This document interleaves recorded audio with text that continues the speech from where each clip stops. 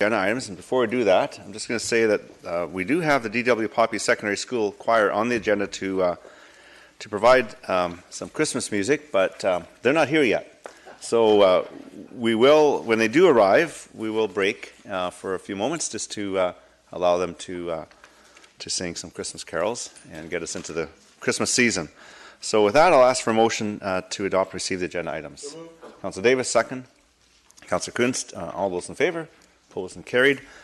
Next item is adoption of the minutes for the regular council meeting December 3rd, public hearing December 3rd, and public hearing December 5th. Councillor Ferguson moves it. Second. Councillor Arneson, any errors or omissions? All those in favour? Opposed, and that's carries. So presentation, like I say, may come later. We'll start with delegations, and we have Jessica Yanov. Please come forward. And just provide your name and neighborhood you live in, and you have 5 minutes. There'll be the flashing light, and then when on the right in front of you, there's a little box with 3 lights. And when it flashes, you got about 40 seconds left. And when it goes red, then I'll have to ask you something. Presentations. Okay, but you have one delegation, so you have 5 minutes to do the presentation. Yeah, so you have to. One here. Yeah.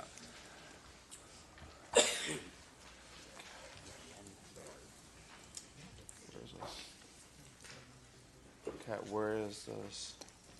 What do you need? F5. Which one? Try F5. Okay, thank you. It's the magic. Yeah. So, good evening. My name is Jessica Yaniv. I am talking in regards to the proposed intersection at 84th and 204th in Langley. This intersection is currently a two-way and extremely dangerous. It's right next to York in the middle. It's a two-way stop, very heavy traffic along 84th Avenue. There's no crosswalks there, and I'm proposing traffic signal installation at that corner because I almost got hit. 84th too. Okay. That's the first presentation. Okay. Thank you. I'll just pause it so you have a chance to set up your next one. Okay. So my second presentation is the creation of an LGBTQ SIA advisory committee. So LGBTQ people, especially youth in the transgender community, are at very high risk of discrimination from service providers, alienation, isolation, loneliness, depression, and suicidal ideation. LGBTQ youth, particularly from certain cultural groups, experience dual stigma from society at large and their own community, which may have more traditional values and expectations. While it may not be known, discrimination against the LGBTQ community occurs from service providers who think refusing service to members of the LGBTQ community is okay and permissible, even though it's against the Canadian Human Rights Code and BC Human Rights Code to discriminate against protected classes. Yet, while these businesses are slapped with a penalty from the BC Human Rights Tribunal, they still operate. Municipalities such as the TOL should liaise with the BC Human Rights Tribunal to cancel the business licenses of discriminatory businesses. However, this practice is not taking place. So let's talk about Vancouver. Vancouver has an LGBTQ advisory committee which reports directly to City Council and has members of City Council, the school board, and the park board.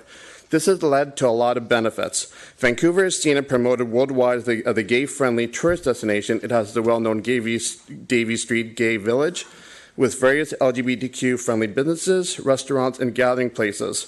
And it even has a popular gay event festival. In 2015, Vancouver adopted a new transgender policy and even flew the trans flag at City Hall for the first time. Alongside a pride flag, it flies every year during Pride Week, not to mention that it's Canada's first permanent rainbow crosswalks. A strategic plan for the LGBTQ community in the Township of Langley will identify and prioritize which programs, supports, and services are necessary for the city to make it a safe and welcome city for all. The city can sponsor and promote and also fund local LGBTQ-friendly organizations that operate with little or no budget.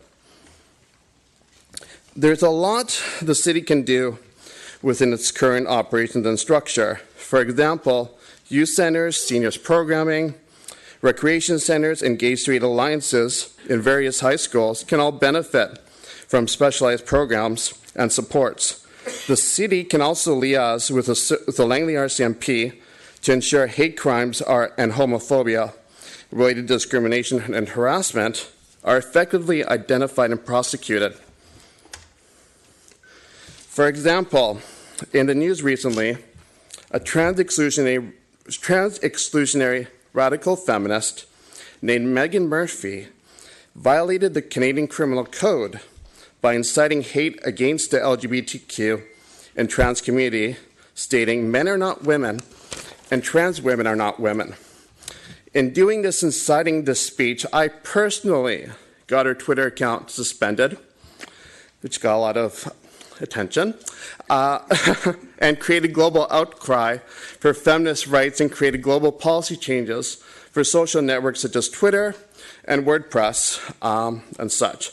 However, Megan Murphy, a Vancouver resident, still had not been prosecuted by VPD for her hate crimes. In the meantime, she has booked a hate rally at the VPL geared to spread hate and transphobia.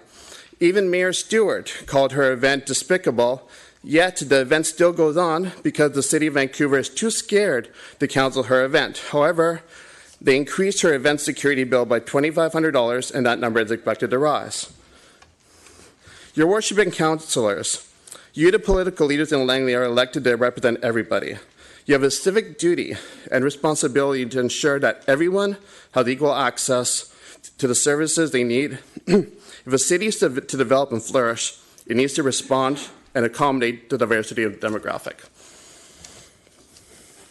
Thank you. Thank you very much.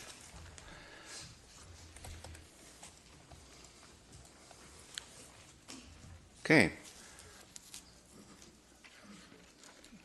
Are they here? Okay. So we'll now hear from the DW Poppy Choir. Sorry? Where should we sit? I think because it's full, we'll sit right here. I think, yeah, it's pretty. Or well, that's reserved for us. That's right. Yeah, they're going to sing up front here, right? Didn't get the memo. We'll sit up there.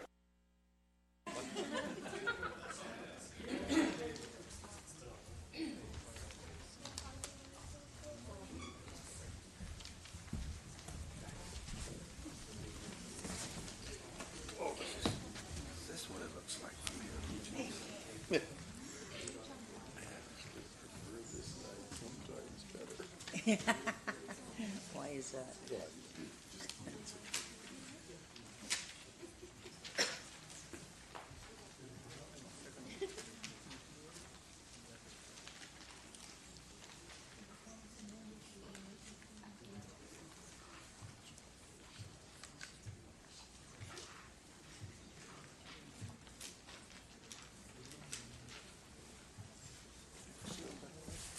Should I turn the mic around for them?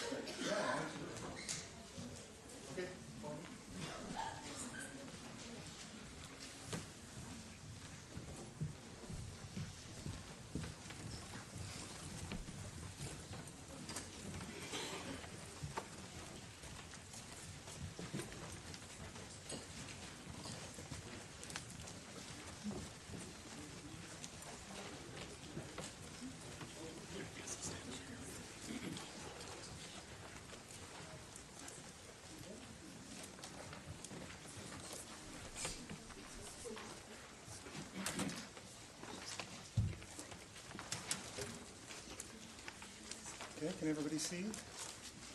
So, Can you come more to the middle? Can you come more to the middle, please? Come over this one. More.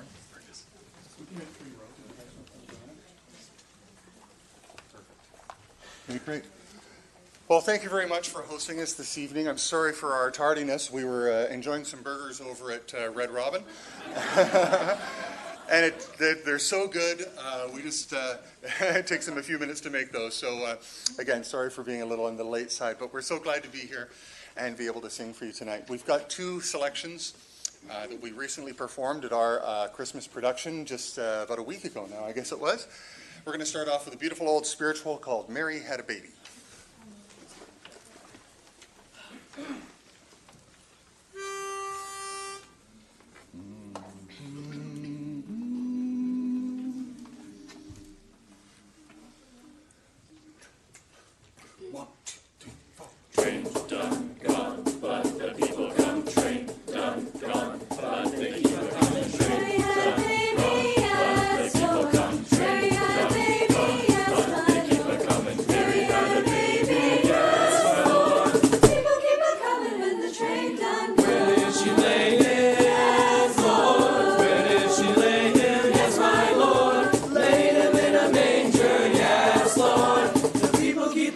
And the train done gone.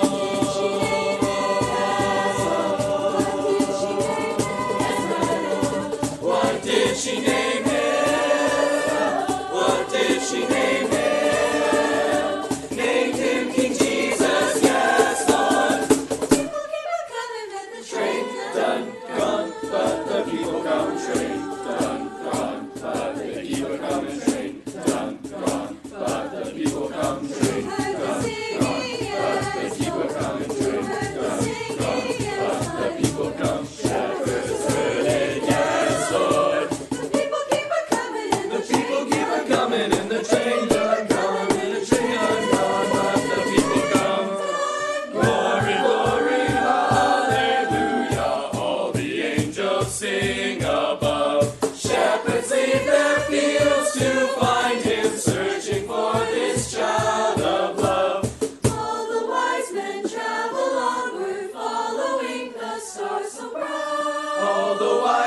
Travel onward, following the stars so bright. Wise men coming to the light, and the star will shine above him, sleeping on this holy night. Mother Mary singing softly while her babe sleeps in the hand. Mary had a baby. She laid him. Laid him in a manger. What did she name him? Who heard the singing? Stars keep a shining, moving in the elements. Jesus went to Egypt, traveled on a donkey. Mary had a baby, Mary had a baby, Mary had a baby, Mary had a baby, Mary had a baby. Yes, my Lord. People keep a coming, and the train done, train, and the train, and the train, and the train, and the train done gone, but the people keep a coming on. Glory, glory, hallelujah. Mary had a baby, Mary had a baby. Yes, my Lord.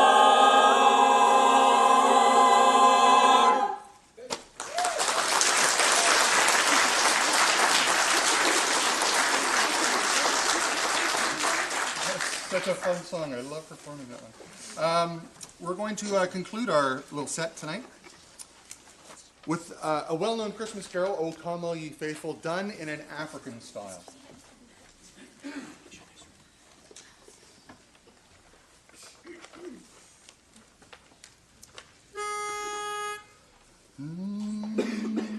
And featuring Mr. Kai McCarthy.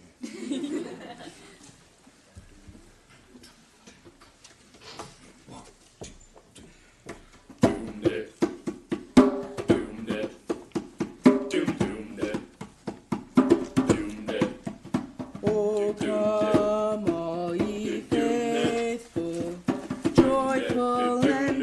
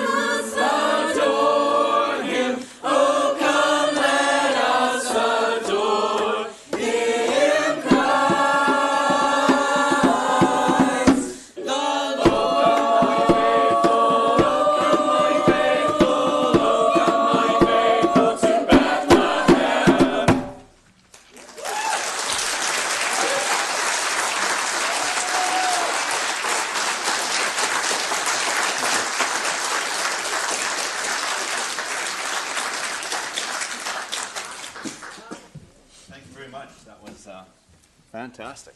Pleasure to be here. And, Thank you. yeah, what grades are you all in? 10, 11, 12? Yeah. Excellent. Well, that was really nice, and really appreciate you coming out. Obviously, those burgers worked. Give you the energy to sing, so thank you very much. And you all have a very nice Christmas. Why don't you lead us in Rudolph the Red-Nosed Reindeer? Right in the middle. Right in the middle. I don't want to ruin the nice event that we had tonight with my singing, so good. Well, thank you very much. Get a picture? Sure. Come on in.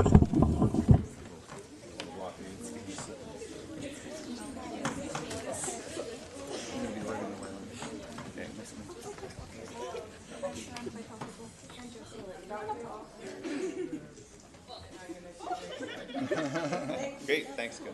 And a picture of him up there. Okay. Well, thank you. Thanks very much. Yeah.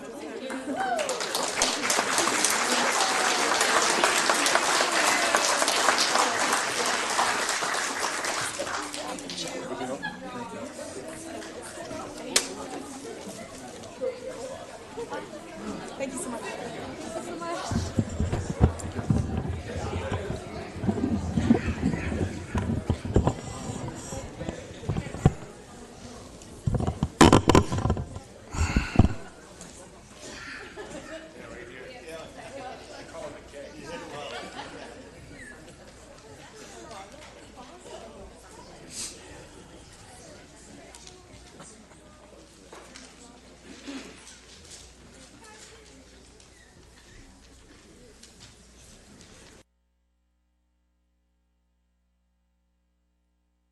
He's back.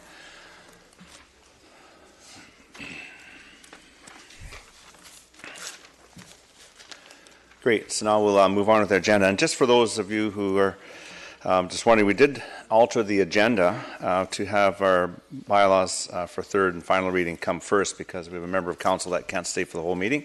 And this is an important rezoning, as we can see by the number of people who've shown up. So at this point, I will ask for motion for E1, Official Community Plan Amendment and Rezoning Application Number 100154, Bylaw 5391 and 5392. Second. Councillor Davis moves it, Councillor Long seconds it. And I'm going to ask that you can just lower those down so everybody has an opportunity to see. We can see it, but just don't put it above your head so everyone has an opportunity to see and you're not blocking anybody. Thank you very much. So with that, it's been moved and seconded. I ask if there's any members of council have anything they'd like to say. Councillor Davis. Oh, thank you. I've gathered my thoughts on paper because I sometimes get a little off. So I'm going to try to keep this simple as possible. I would like to thank everyone who has written emails and who spoke out at the public hearing. Everybody is certainly engaged, so thank you very much.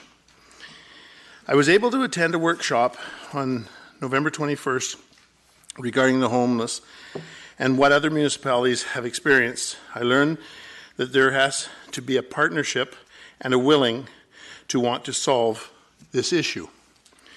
Superintendent Powers from the RCMP said all pieces of the puzzle, meaning the RCMP, Township, BC Housing, and the community support, have to all work together. There is not just one hero, he said. I also learned that it is more costly to ignore the homeless than it is to address the problem. Crime went down in other municipalities when supportive housing was in place. I was lucky enough to go on a weekly walk through the camps with Councillor Whitmarsh organized it, and myself and Councillor Coots dragged along, and we were able to tag along and participate with the township bylaws as they do their weekly walkthrough of homeless camps. Bylaw goes in weekly. They have formed relationships, address and access the camps, and give out information where the homeless can get a meal, and they give notice that they will be coming back in a few days to move the camps along. I was very impressed with the compassion and respect the township bylaw officers showed. I learned that the homeless generally take 10 to 15% of their personal belongings they need to survive and leave the rest behind. I also learned that we have a dedicated crew that goes out and cleans up the homeless camps. While we're in the camps, I also saw community support workers going in and offering support. However, it's hard to treat somebody when they don't have a roof over their heads and you can't find them. At the public hearing, this is a very contentious issue. 88 people came and spoke at the public hearing. I heard a lot of concerns about drug use in parks, increase in crime, schools nearby, too close to where children live, not wanting this type of housing in my backyard. We also heard from a paramedic, Mr. Ford, and he said he treats addiction in homeless camps and he treats addiction in every other neighborhood in Langley. His take-home message to me was addiction affects all walks of life, not just the homeless. We listened to Pastor White speak. He said he works closely with the homeless, and in his experience, you can't properly treat somebody if you can't find them. They need food, clothing, and hope. They have to get off the street to get better. It's nearly impossible, in his experience, in his words, that they can get better on the street. We listened to Fraser Holland. He's a community support worker. His take-home message was hope, 2 meals a day, and a roof over their heads for a good night's sleep and security. That is step number 1. You can't do that without a home. BC Housing spoke.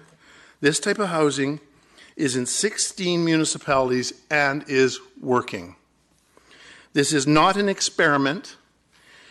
This is highly supportive housing that addresses each person individually and their personalities. I'd like to wrap up now. I wanted to again say that I have heard loud and clear all the concerns about homelessness. But homelessness, addiction, and mental health are issues that affect us all. It is in all of our families. This is in our backyard. You can't get better on the streets. I believe that we have a responsibility to help people that cannot help themselves at this point in their life. Therefore, I will be supporting the rezoning of this application. Thank you very much. Thank you. And Councillor Whitmarsh.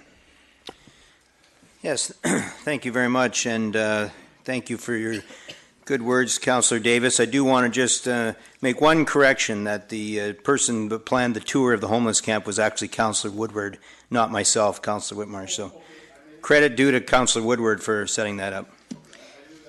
That's okay. Both words start with W. Yeah. That's true. Anyways, I do want to make a couple of comments here, and you know, I've also heard all of the perspectives that were shared around this issue and the Quality Inn hotel conversion. I have deep respect for the opinions that each person has shared and the concerns that the neighbors in the area shared about the neighborhood and about wanting to have a great neighborhood for their families and for children. And I certainly respect that. I also have a great passion and compassion for those who are homeless in our community. And it is really important in our community that what you do for the homeless people speaks loudly about what kind of society and culture you are. And we have to be able to, as a society, stand up for those people who aren't able to stand for themselves, who aren't able to provide the kinds of homes they need for themselves, the kinds of shelter they need. And so it's really important that we as a society and each member in this community does what they can to help the homeless people and those who are really disadvantaged. I appreciate the concern, but I also, for me, it's really important that we consider the challenges that I face. And the economy that we have today and the cost of housing, many of us are only a couple of months, a couple of missed paychecks away from being homeless ourselves. We know that when we talk about the economy of our country and the state that many people are in with regards to their finances, most people are making it paycheck to paycheck. And if you happen to have lost your job for a few months, 3 or 4 months, you could find yourself homeless as well. And so I think we need to be taking a very strong position and helping the best way that we can. This fills a need in our community in a way that we don't currently have. We don't have a highly supportive housing. We don't have this sort of transitional supportive housing place in Langley, and we need to do that. This is not a project of the Township of Langley. This is a project put by the provincial government, and they're asking for us to change zoning so that they can come in here and help our members of our community. It is a gift that is given to our province, from our province to the Township of Langley, and we should work well together to accept the gift that's being given to us to help these homeless people. They are living in our community. There's more than 200 homeless people that live here right now, but they don't live in a home like this that we're talking about. They're living in the bush around us, in culverts, in all sorts of areas, and they are here. They are present in our community, and what this does is bring them inside, provide care, and allows them to get the kinds of treatment and dignity, treatment with dignity that they so deserve.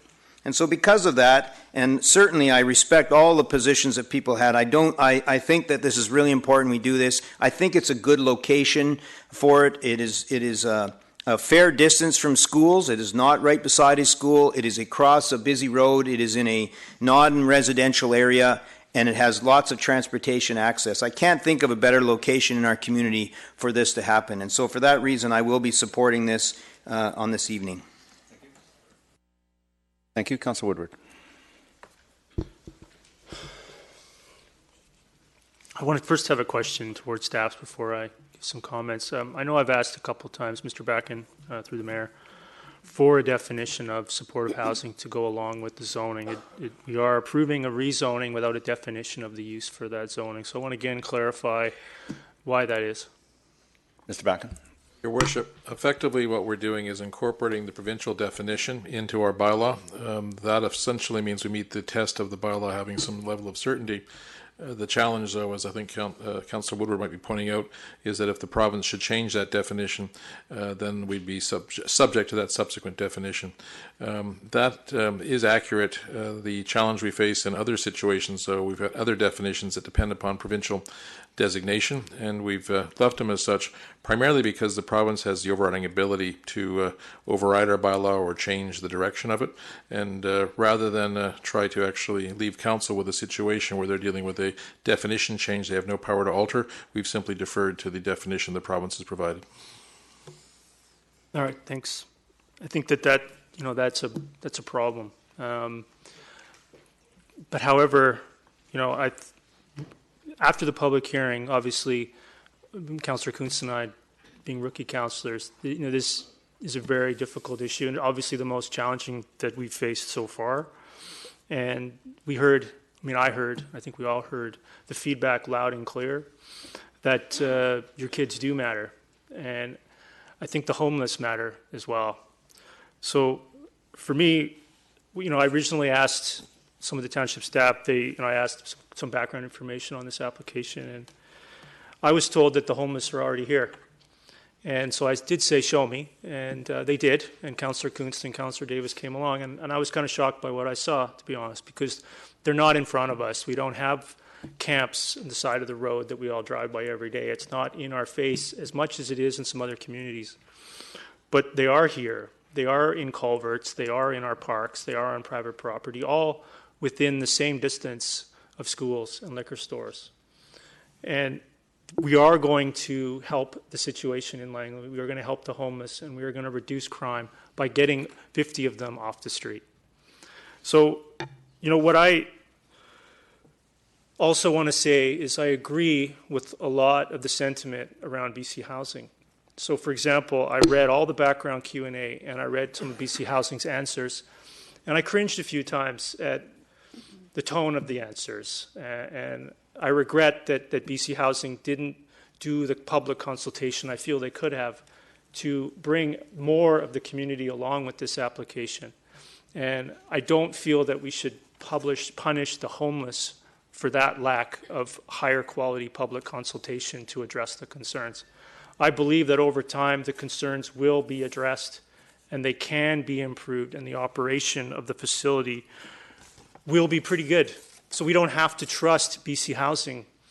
That's the benefit of this application. I talked to some members very briefly, of course, from Stepping Stone, and I trust Stepping Stone to run this facility properly and really, really well. I've been in the community a long time. They have personal connections to a lot of the people that this facility will help. And while I may have issues with BC Housing, they're not even here, for example, I don't, and I have faith that Stepping Stone will do a great job. One of the things I also wanted to add was this community advisory committee that's been floated multiple times. Now, I've been asking for a more definitive terms of reference for this committee for a while, and again was sent another boilerplate template.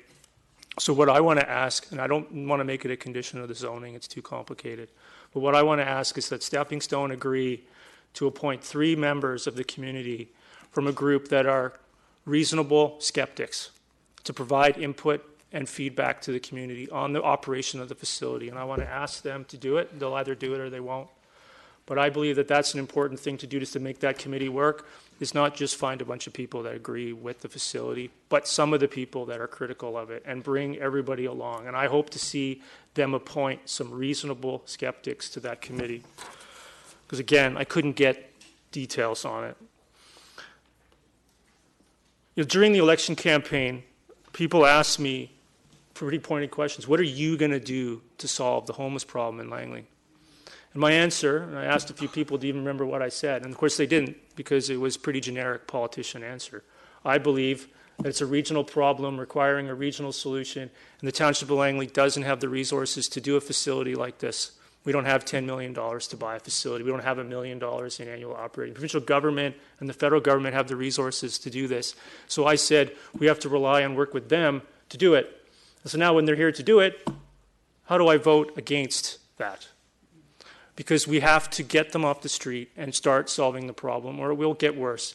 And it will affect your children. It will put them at risk if the homeless problem doubles in the next 4 years as it has in the previous 4. We have to start solving the problem and hope that we can recognize over time that this facility will do just that and will actually make your kids safer than they are today without these people receiving the support that this facility can offer. So I feel that we have heard the concerns, and I took them very seriously, and I believe that we are addressing them by supporting this facility. Therefore, I will be supporting it. Thank you. Thank you. Councillor Kunst. So I'd like to thank all of you for coming last week. I appreciated all the things that you had to say about your neighborhood, about your children. Yeah, I mean, your voices were in my head all weekend, so I thought long and hard about this. I read reports, went on tours, read all the letters. So I can appreciate the concerns that you have, and I do believe that all of you holding the signs today do really care about the homeless as well. But I suppose what's helped me make this decision is the fact that you're concerned about the location. And I'm reminded that every day that I pass by the Gateway of Hope, and I live just a few kilometers away from the Gateway of Hope, and I pass by there almost every day. It's next to the campus of KPU. It's down the street from LSS, a big church in the community. There's condos, there's townhouses all around. And it's, you know, obviously not the most perfect location. You know, they do deal with problems and they try to solve those. But I still have not yet met one person who thinks that the Gateway of Hope is not something that we should have in our community. So I do believe that this supportive housing is something that we really need in our community. Many of you spoke about how you're already dealing with drugs and crime in your neighborhoods. So I believe we need this to keep your kids safer. I believe this will help our community to be a safer place. So we have an opportunity to offer hope in the lives of our fellow human beings battling mental health issues and drug addiction while sleeping under tarps in the freezing cold and the pouring rain. So my vote is for restoring dignity. and saying yes to supportive housing in the Township of Langley. Thank you. Councillor Ferguson. Thank you, Mr. Mayor. Well, I've studied this as much or more than most of my colleagues. I've got my packages of materials here on the desk, as I'm sure other councillors as well. I've met people that are in support and some people that are opposed.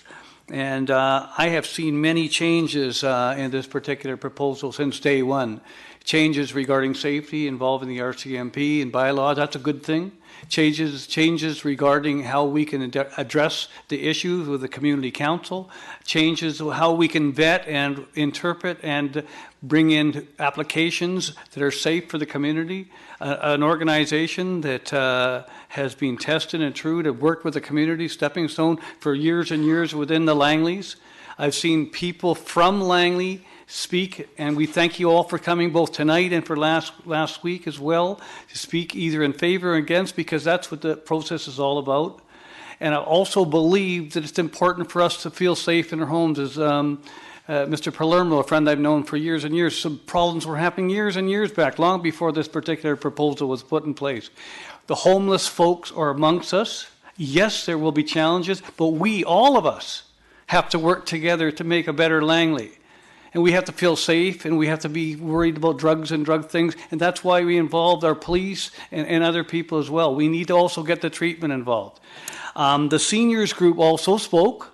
They were 100%. That was the AAA Housing and the LSCAT, the Langley Seniors Community Action Group, and spoke in favor of. Perhaps there might be an opportunity for seniors to be housed in this community as well. I don't know. The Township of Langley, we aren't involved in that application process. A little bit about myself. I'm not a member of any group or organization that goes and serves the homeless people food or clothing, but my wife and I, we've been underneath bridges. We've handed out water. I was 6 years on the Gateway of Hope as a community volunteer and on their board of directors from the community side. All the work I've done is on my own with my wife. We also know that the homeless people are amongst us throughout the whole community, not just Langley Meadows or the Willoughby area, throughout the whole community, Aldergrove, Brookswood. Crime is important. Crime is a concern to everybody. And yes, we should all have our eyes and ears open for crime as well. But I don't believe this particular application will add any more crime to the community. I think we have to roll up our sleeves. We work together. Folks, this is just the beginning. I believe more and more of these particular applications, not through necessarily Langley, perhaps Langley City, Surrey, Cloverdale, Maple Ridge, because to find this regional problem, as other members of council have already mentioned, we need to do it regionally as well. This is a step. It's a tough decision for this council to make. There's no sense to water that down. It's a tough decision. I'm going to be supporting it, but I do appreciate everything that has been said by both sides. Thank you, Mr. Mayor. Thank you. Councillor Long. Thanks, Your Worship.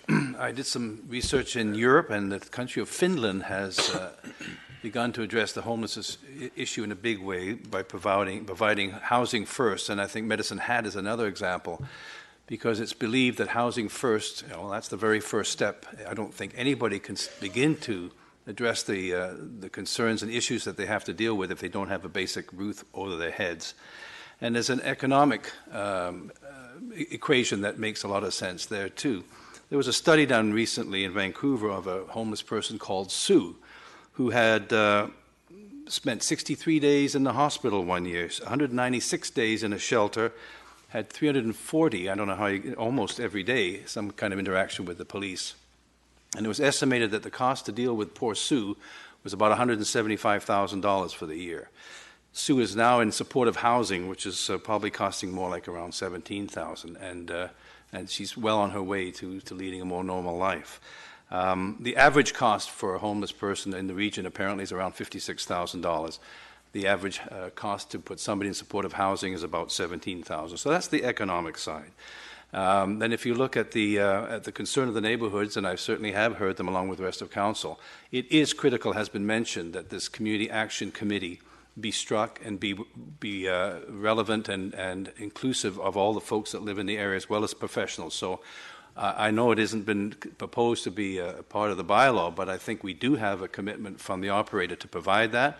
Yes, it's in a draft form now, but that would be one of the first things I would hope they embark on, is getting the structure of that committee set up, and I think they would like it to report back to council as soon as possible so we have an idea of who on the community can be represented there to address the many concerns that we heard, even aside from the supportive housing concept, the problems in the neighborhood that exist already. Those need to be addressed regardless, and this is one way to do that. So it's the good neighbor policy that I think is really, really important. Jennifer Lopez, Haley Berry, Carmen Electra, David Letterman, and Dick Van Dyke were all hopeless at one time, and Steve Jobs apparently had to walk 7 miles across town once a week to get a decent meal. So those are some, famous people, I guess, that you could cite that have all been homeless at one point or other in their lives. So it can happen to anybody. Housing first is probably the best strategy that we can use to approach this issue, and that's what we're proposing here in Langley, so I'll be supportive. Thank you. Thank you. Councillor Arneson. Yes, thank you, Worship. I really appreciate the comments around the table. I've actually spent some time putting together just some of my thoughts and rationale, so it would be a little bit more understandable, the approach that we are all taking. I know many people have talked from the heart also about economics, but I'm talking from a policy position in the Township of Langley and the obligation of the local government to take action when leadership is necessary. So first of all, I really do appreciate, and as others have done, want to thank everybody who came to the public hearing. Those were service providers, community members, and other stakeholders. It was very important, I think, to go through this process and to find out what the community had thought. But I would also like to say that from my experience, there has been an unprecedented, I know it may have been flawed in some ways, and I certainly couldn't disagree with Councillor Woodward. Sometimes, the nature of public engagement is not exactly as we would like. However, I would note that there were many opportunities, public informational meetings, smaller group meetings, and many other opportunities for people in the community to hear about this project. And I've also personally attended many of these meetings, the outreach opportunities, and have listened not just at the public hearing, but over the course of over a year to the concerns of the community, as well as people with lived experience, people who do this for a living, service providers. And so I think overall I could say that I have a very good, well-rounded perspective on the issue. I'd also like to point out, as some of you may know, because I think we've discussed since in the past, that some councillors were able to go to Abbotsford, where I think that's a real-time example of a similar kind of facility that's been created there, who also struggled at the beginning to get community acceptance, but now is very much an integrated part of the community where, in fact, they are considered to be very good neighbors. And most recently, we were given a tour of the building itself so we could see its features. And I think it was a very good explanation about why this building in particular, as well as where it's located, is actually a very positive thing, given who will be residing there and how it will impact the community. So I want to talk about some of our policies in the Township of Langley. So we have a number of policies that we need to direct ourselves towards. We have a sustainability charter that talks about social sustainability. We have a housing action plan. We also have other things that, when combined together, help us to understand that part of the new mandate of local government is to consider social issues in a manner that is not part, historically, of a local government's mandate. Homelessness is a pervasive problem. It is a growing problem.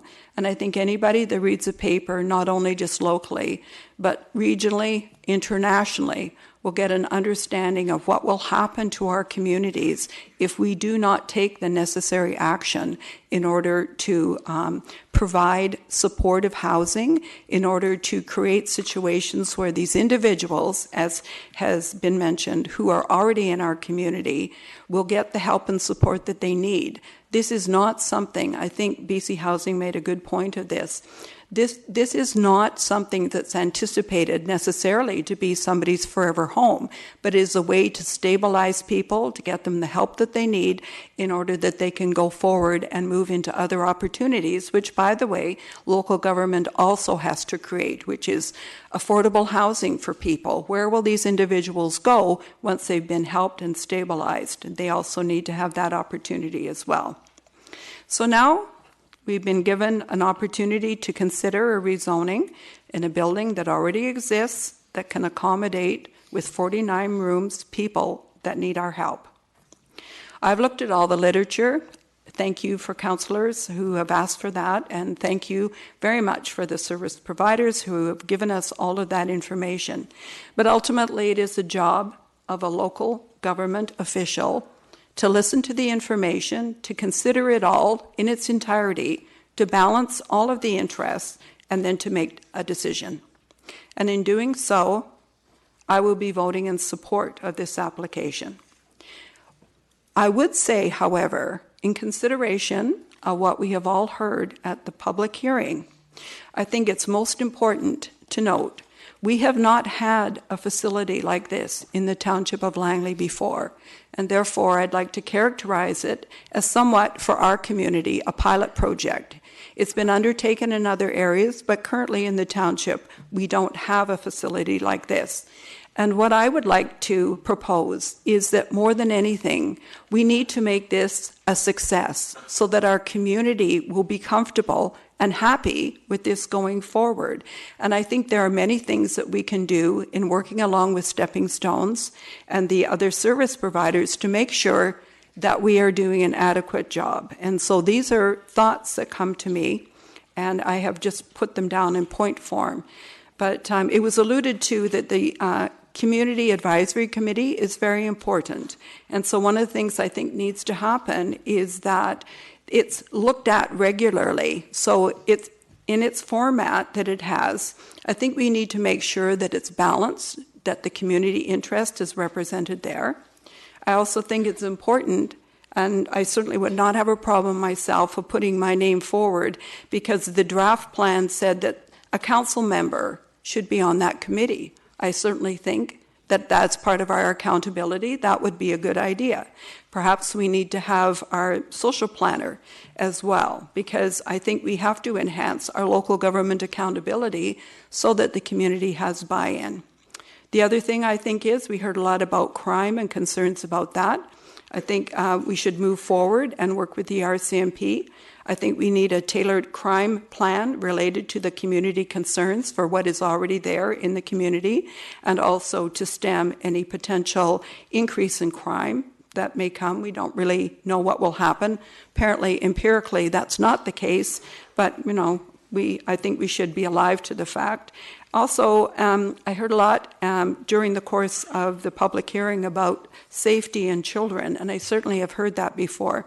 And I think that Stepping Stones, in all likelihood, will be looking to work with the Lookout Society and Rig Riders, who I believe address needle recovery in areas. So they're just a phone call away. So I think given all those things, I think we need to move forward with this, recognizing that there will be challenges, but I think it's most important that we undertake this and help those who need our compassion and help in our community.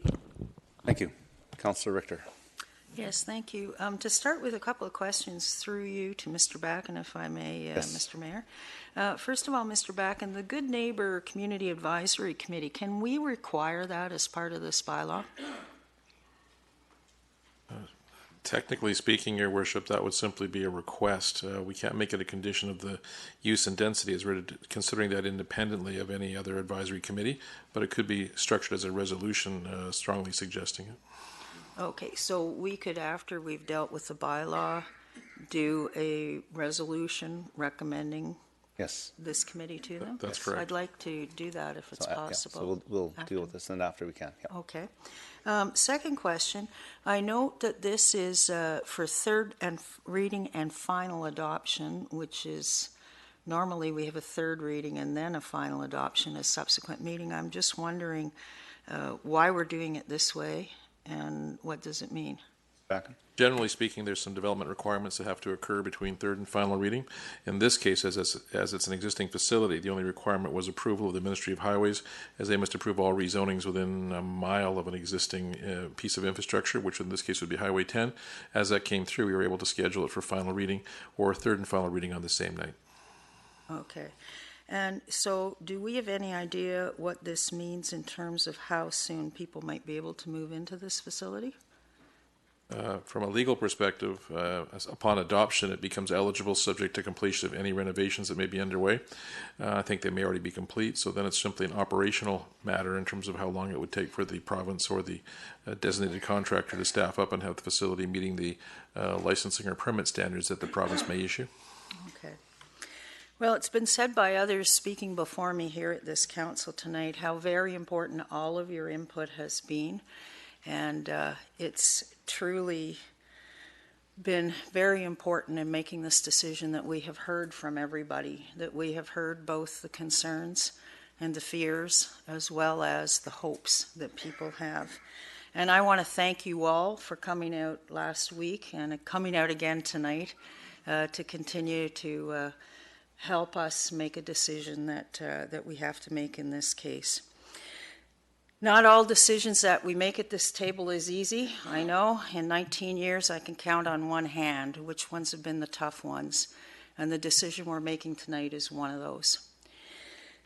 But I'm going to support this application because it's the right thing to do. As other people have said at this table tonight, we are a caring community, and having a facility like this does show to those who are less fortunate that we truly do care about everybody. Thank you. Thank you. Thank you for that. And I see no further speakers, so now I'll have my say, and I really appreciate the comments from all of council. I don't think I can repeat them. I agree with all of them. They've worked hard to come to a decision for this and have taken it very seriously, and I know that personally. I started down this road as a skeptic also. I wondered, is this the right thing for Langley? Is this the right thing that we're doing?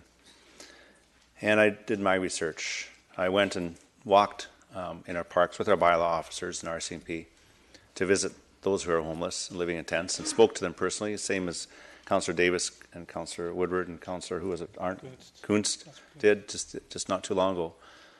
And that opened my eyes.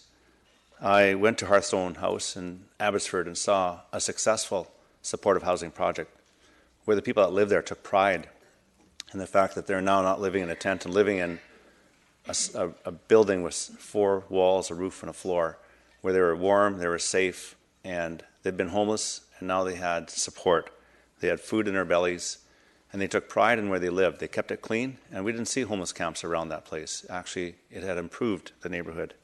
I spoke to other mayors in my travels around the region and conferences about homelessness and what they're doing in their communities. No one has the answer. We can only do so much. I saw what happens in communities that say no to supportive housing. When supportive housing projects come from BC Housing and the support comes from Ministry of Health, and these communities have a council that makes a tough decision and they decide to say no, and they say no again, and they say no again for a third time, and they end up with tent cities, which are far worse than what we want to have in our community, what we're seeing in our community today. I went to presentations, like Councillor Davis had mentioned the one that was here just a couple of weeks ago, that BC Housing and the RCMP put on about what they did in Surrey on 135A Street, where there was a massive homeless camp. And they all worked together, all of the agencies worked together. BC Housing funded some interim supportive housing, and in 3 days they moved everyone from that tent city into supportive housing. The area is now vibrant, it's cleaned up, the residents and businesses have taken back their street, and those that live there are now living in a supportive housing environment, and the crime rate has gone down. It was proven to us by the stats from Surrey RCMP, and people became more healthy, and they were looked after. I heard from our residents, both for and against, and I think it's been stated today that I don't think there's anybody here that feels that we shouldn't be helping the homeless. I truly believe everybody here wants to help the homeless. It's always concerned about the location, and we'll get that concern no matter where. I happen to live in Fort Langley, and if there was a need and we needed a supportive housing in Fort Langley, from what I've learned, I would welcome it.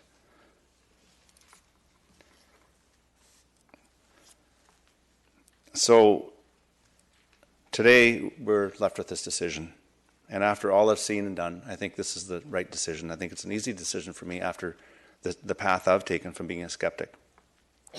I want to thank BC Housing and Stepping Stone for listening. I know they came out with an open house, Langley Event Center. It was packed, and people were angry, and I don't blame them. They were angry. They wanted to know what's going on in my neighborhood. And BC Housing and Stepping Stone did their best, but people needed to vent. They needed to say their piece. And I asked BC Housing and Stepping Stone after that, I says, that's not good enough. You have to do more public engagement. You cannot bring this to council, because I will lead the charge to send it back to you if you don't do more. They then went back to the community. They went back and spoke to people in smaller groups so they could be more one-on-one. They did have another public open house. They did answer questions. And yeah, we don't always get the answers that we like.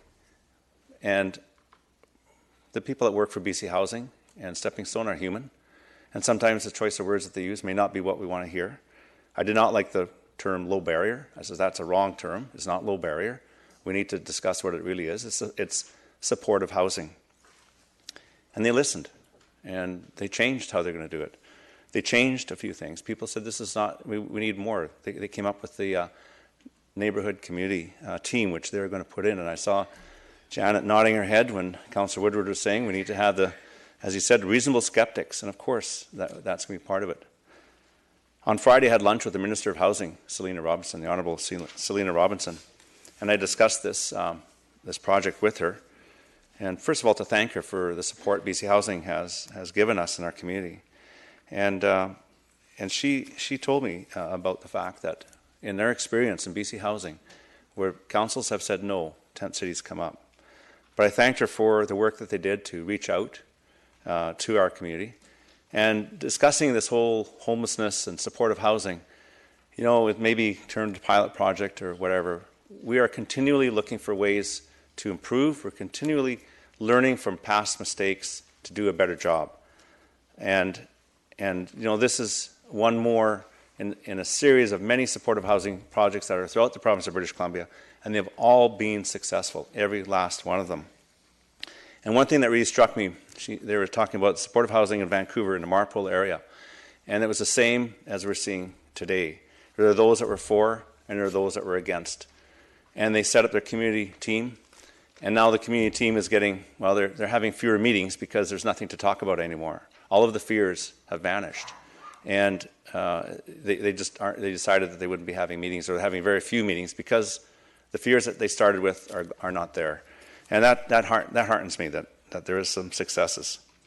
So I just want to finish with saying that the 49 or so people that are going to go into this housing project are no longer going to be homeless. And so we're not worried about them. They're not homeless. I think we need to continue worrying about those who are homeless. So there'll be 49 less homeless people in our community. So I thank Council for their due diligence in this project. It's taken a couple of years to get here. It was purchased by the was purchased by the previous government, Ministry of Housing, and with the change in government, it took some time to get back here. But it's here, and today is the decision day. And I wouldn't be voting in favor of this if I felt this is a harm to our community. But our community involves people who are vulnerable and don't have the ability to take care of themselves, and they need our help. So I have no problem voting in favor of this. So with that, I'm going to call the question on E1.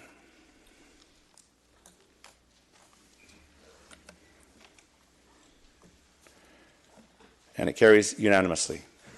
Thank you. And Councillor, yes, Councillor Richter, you had a motion. Yes, I'd Yeah, like we'll just get this on the table. The motion that Councillor Richter wanted was. Oh, was that third and final? We moved, didn't we? Yeah, so they're both moved. Yeah. Both done. So Councillor Richter, you're on.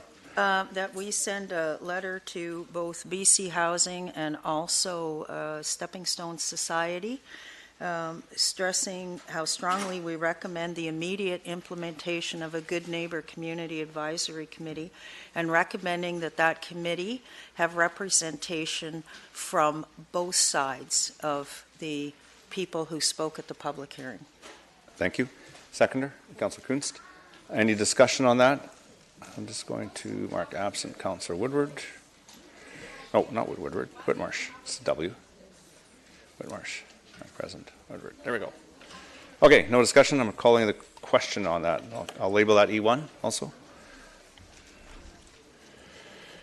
And that carries unanimously. All right. So now we move on to bylaws for final adoption. F1 is the 2019 Revenue Anticipation Borrowing Bylaw, 5437. Could I have a motion, please? Councillor Davis, second. Councillor Arneson. Discussion. Seeing none, I'll call the question on F1. That carries unanimously. Move on to F2. This is Development Application Procedure and Fees Bylaw, 5428. Could I have a motion, please? Councillor Davis, second. Councillor Woodward. Discussion. Councillor Arneson. Yes, thank you, Your Worship. Okay. I'm actually going to endorse this, but through Your Worship to staff, I did have a question.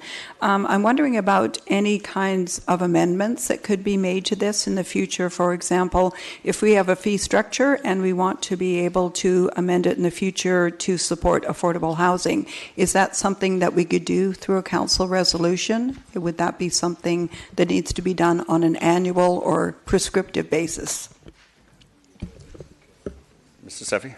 Your Worship, as this is a bylaw, any amendments will have to go through a bylaw amendment process. Yes. Okay, okay, so that's a formal process we'd have to undertake if we wanted to do that. And also through you, Your Worship, to staff, on page 10 and 11 of the report, there is a reference to two types of fee structures with respect to neighborhood plans.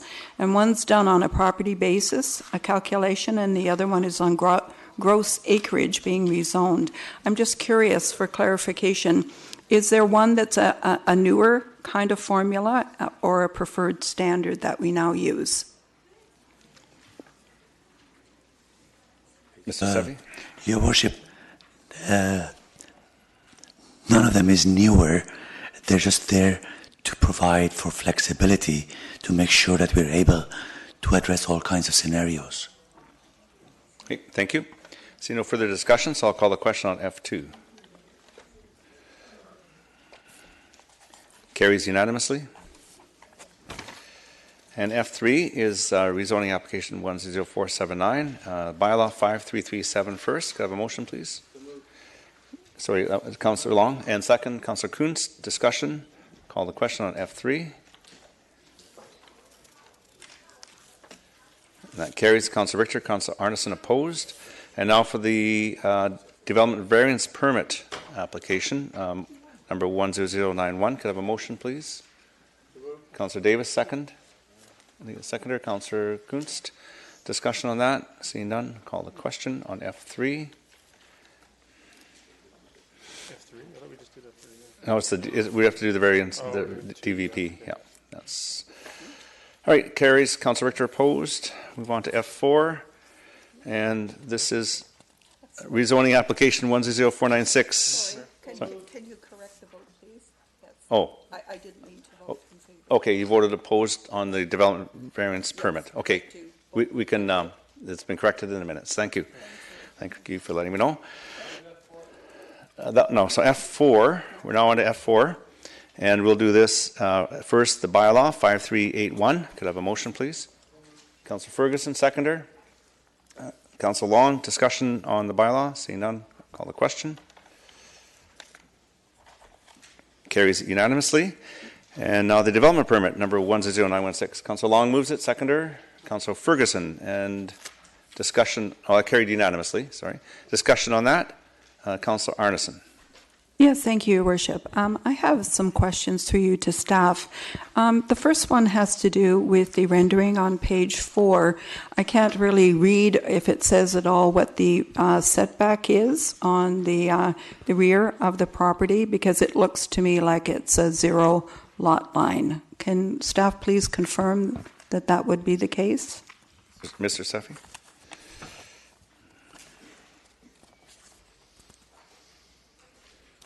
Your Worship, I'm looking at Mr. Richardson for some assistance. Page 4. Page 4 of the report. Yeah. Okay. Is that the hard copy? Page 4? Yeah. Sorry, in a minute. Councillor Arniston's yeah, no, I'm trying to find the right number because there was sort of a pre-report and then the report, so that's not the correct. Anyways, I'm on the.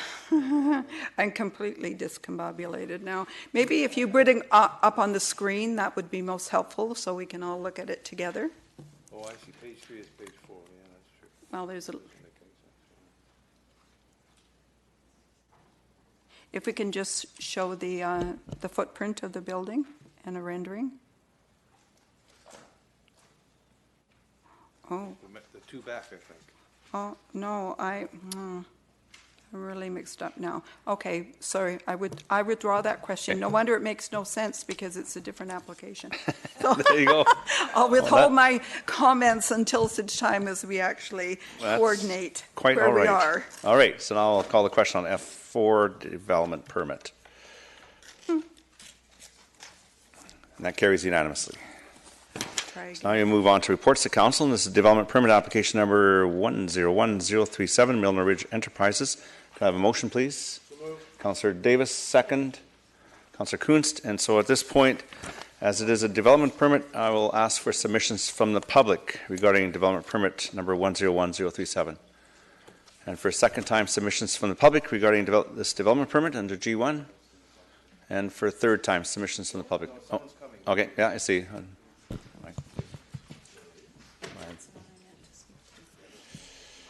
My name's Linda Lightfoot. I live in Gloucester Estates at 5458 272 Street. Just a comment, really. I just sort of received this today, but I just have a few concerns about the environmental considerations in light of the history of what's gone on in Gloucester up till now.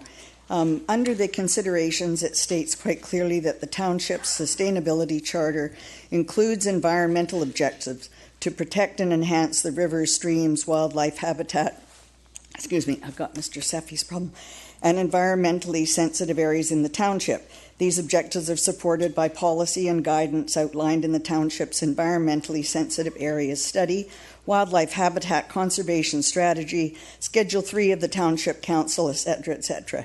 And then when you look back at the last page of the report, it says the technical report number 807, entitled Guidelines for Land Development and Protection of the Aquatic Environment, prepared by the Department of Fisheries and Oceans Canada in July of 1978, is to be used as the guideline for determining setbacks for development. I just don't understand why we are now deciding not to go with any support for the sustainability charter and rely on 40-year-old environmental practices. We know better, we can do better. We've had ministry intervention in decisions that have been made in the past because we haven't been adhering to our own policies. I'd just like to see some application of our environmental objections applied to this development so that we don't end up with another series of streams being relocated and riparian areas being totally destroyed. So it's just really a comment, but I just feel if we're going to have these things on paper, it would be very nice to see them actually applied.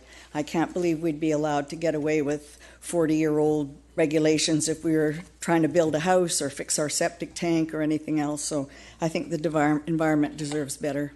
Thank you very much. Thank you. I do have a couple questions from council, if you don't mind. Questions? Yeah. Do you mind? If you can just stay back here. I'm trying to get my report up on my computer crashed on me. So I'll go to Councillor Richter. Oh, sorry. I got to do that. I'm trying to, too many gadgets in my hand here. The last bit that you quoted, which page was it on? Because I missed. They're both called G1 on what I downloaded Oh, yeah, here. they're on but it's the G1. very last under conservation areas, and it's in the last report. Okay, so that was I've got environmental considerations here. Under that's the joyful news. When you get to the conservation area, that's where the whole thing seems to be negated by going back to 40-year-old rules. Okay, do you have a page number there for? Well, as you say, they're on mine. Oh, wait a minute. The first one is 8, and the second is 23. which is the last one I have. All right, and so you're saying we should be updating that from Oh, absolutely. the 97 and adding in our sustainability We're charter? 1978 is what we're using, Yeah. which is 40 years ago. Yeah. And Okay. we've made huge strides in what best management practices are since then. So- And it just, using those flies in the face of the environmental considerations that are outlined on page 8. There's just, they don't jive at all. I mean, we can't uphold the sustainability charter and then turn around and follow a 40-year-old yearbook. Okay, so you're wanting to see July 1978 struck from that paragraph and I would replaced like with to just see sustainability us charter? across the board using current environmental best management practices. They're outlined in all kinds of sustainability policies. The DFO has updated them. The ministry has water sustainability acts. We have several on the books, even in our own municipality. But when, you know, the bulldozer hits the road, we're using 40-year-old rules, and I just find that unacceptable. Thank you. Thank you. Councillor Long? I'm going to wait till the a question for staff Okay, after thank the you. speaker, so I thought I'd Thanks. put the button in there now. That's all the questions. So, okay, I was just going to ask staff, following up on that. This is development permit, and I'm not finding it. Is there a variance on setbacks in this development permit, Mr. Seffi? No. So this is following the zoning. So we're looking at form, siting, and character. And is there, is this the building, the proposed building encroaching on any sensitive environmental areas? No, Your Worship. Okay, thank you. Just need to hear that. Councillor Long. Well, if you're finished with public input, I had a question for staff. Oh, yeah, sorry. I'm going to ask for more submissions from the public. For second time submissions from the public on G1, for third time submissions to the public on G1. Seeing none, I'll now allow you to ask questions. Okay. Well, Your Worship, I am looking at the same page, and I think the issue here is it says that it's going to be the guidelines for the development and protection of aquatic environment is being based upon the Department of Fisheries and Oceans Canada, their July 1978 report. So I guess that's all they've got for us to look at. But it does go on to say that the township may require the property owner to have prepared a report, certified professional geotechnical or civic engineer. So I know you've already asked, Your Worship, if there's any concerns from the environment, but keeping in mind that this is kind of disturbing that you've got 1978 references, as staff had a good look and to make sure that there are no concerns like you've already asked, Your Worship, but also is there a way we can adjust this moving forward, or is there only the 1978 Department of Fisheries report that we can always count on, or not count on, but use as a basis for our concerns? Mr. Seffi. Thank you, Your Worship. I guess the first thing is that paragraph is actually in there by error because it doesn't have a bearing on this particular development permit application, Your Worship. As far as updating it, certainly we can update it to reflect our own tools and documents and policy provisions. But if we were to refer to provincial and federal legislation or guidelines, that's the latest that we have. So that's the latest that the government's done, the federal and provincial That's governments. correct. So that's an interesting, something we should discuss at some future point, I think. Thank you. Councillor Arneson. Okay, now I'm back in sync. Thank you, Your Worship. Through Your Worship to staff. So, form, citing, and character. So now we've got the correct one on. Oops. Can you just go back one slide, please? I just want to confirm that that is and was an existing zero lot line that is in place at the moment, and we're just adding an additional structure by way of addition to the existing building there. Is that correct? That's correct. Okay. So further to form, citing, and character, I notice on the screen, I'm not sure if I can locate it with this rendering, but there did seem to be a pond there. If staff could please clarify if that was the existing detention pond for the original structure.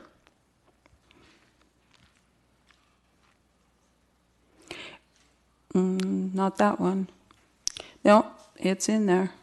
On there? It's all paved. No, there's a little tiny pond. Staff would know because they'd have to consider I think it's part of the stormwater management that was implemented originally. So my question is, if we're adding substantially to the building, the form of the building, is that going to be sufficient? Or is that pond going to be relocated? Let me put it that way. Your Worship, the pond that Councillor Arneson is referring to, I don't believe it exists on the subject site. It may be located somewhere else. But as far as the question is concerned, the addition does not trigger the requirement for expansion of any facilities existing or new ones. Okay, so it means that even if you're significantly, because the staff report referred to, I believe, the nature of the addition, the lot coverage of 19%, if you could just please clarify then, Mr. Savy, does that refer only to the building envelope? That has nothing to do then with the parking lot? That's correct. Okay. And actually, just to reiterate, I believe the concerns potentially, although Mr. Safi's pointed out that the 1978 technical guidelines don't apply, I assume, because there isn't a water body there that would be impacted in any way. But I do think it would be prudent to look at this, because it does seem like some of these applications could be grandfathered with these very old provisions, and the Township of Langley certainly has much better. Thank you. Councillor Richter. Yeah, just going to the question that came up from the public hearing with regards to that paragraph under conservation areas. Are we allowed to amend that paragraph through the mayor to Mr. Backen?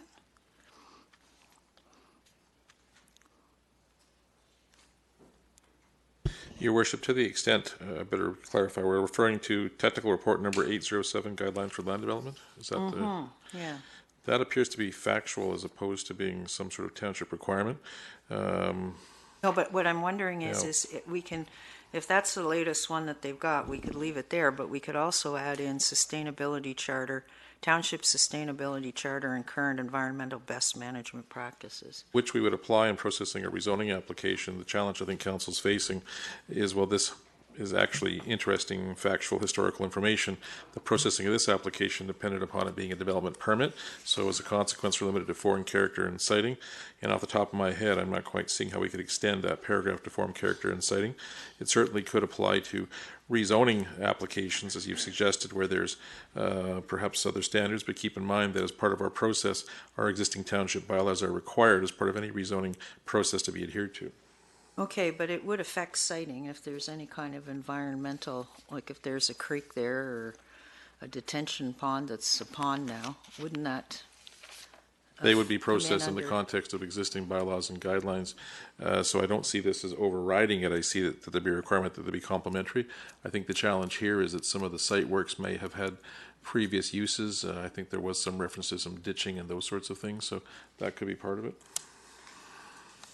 So is that a yes, we can add that language in, or a no, we can't? You can add it in, but not to this application. We can add it into rezoning applications where it would be redundant to our other documents, but to this one, as again, it's form, character, and siting, and we have to take those into consideration before the application came forward. Okay, thank you. Thank you. Councillor Davis. Go to, I got page 3 of the report. It's a purple and green development concept. Page 3, I think it is. Yeah, there. So this subject property, I've been given a tour here once or twice. You go down 272nd, is it 272nd? 273A Street. Where that is, the green area there, it says golf course. Is this not overflow for this detention pond right in here? This isn't a golf course. It's used as buffering or detention of gathering of, because I know the creek runs into that at some point here. Your Worship, perhaps yeah, that area. This is the subject site. That's right. North of that, directly north of that, is there I believe, I can't see because it's too small, but is the lot line go directly on that line north of the piece of property?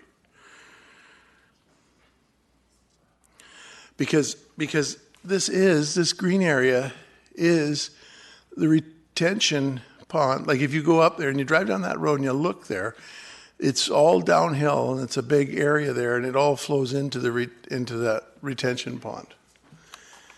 So I know there's no, if you look on page, I'm just trying to, Your Worship, perhaps I can provide some comments. The area north of the subject site is actually designated as golf course. However, it was never developed as a golf course. Currently, it comprises of undeveloped areas with some wetlands, with some ponds, and some street areas. So it is quite possible that there is some ponds to the north of the subject site. yeah, well, it's all a collection area to go down into that retention pond. Anyhow, thank you. Thank you. Oh, I do have another question from Councillor Arneson. Councillor Arneson. Oops. I'll get you. Thank There you. are. Thank you, Your Worship. To staff, I'm not sure what bearing or oversight we could have, but I've been given some information that indicates that at one time, the original property owner who developed the existing footprint of the building there has taken some overburden that existed on their land and put it on the golf course side. Is there any condition that we could apply to make them take it back and put it on the original property as opposed to leaving it on the golf course lands? Who's going to field this one? We're looking at each other. Your Worship, I guess the first thing is to make sure that we have confirmation or evidence of, disposal of surplus material on other properties. I don't know if that can be verified. That's the first thing that we'll have to take a look at. Okay. If I was to provide a photograph, would that be helpful to staff to review? Certainly we can take a look. Yeah. I will. Okay, thank you. So with that, I will call the question on G1.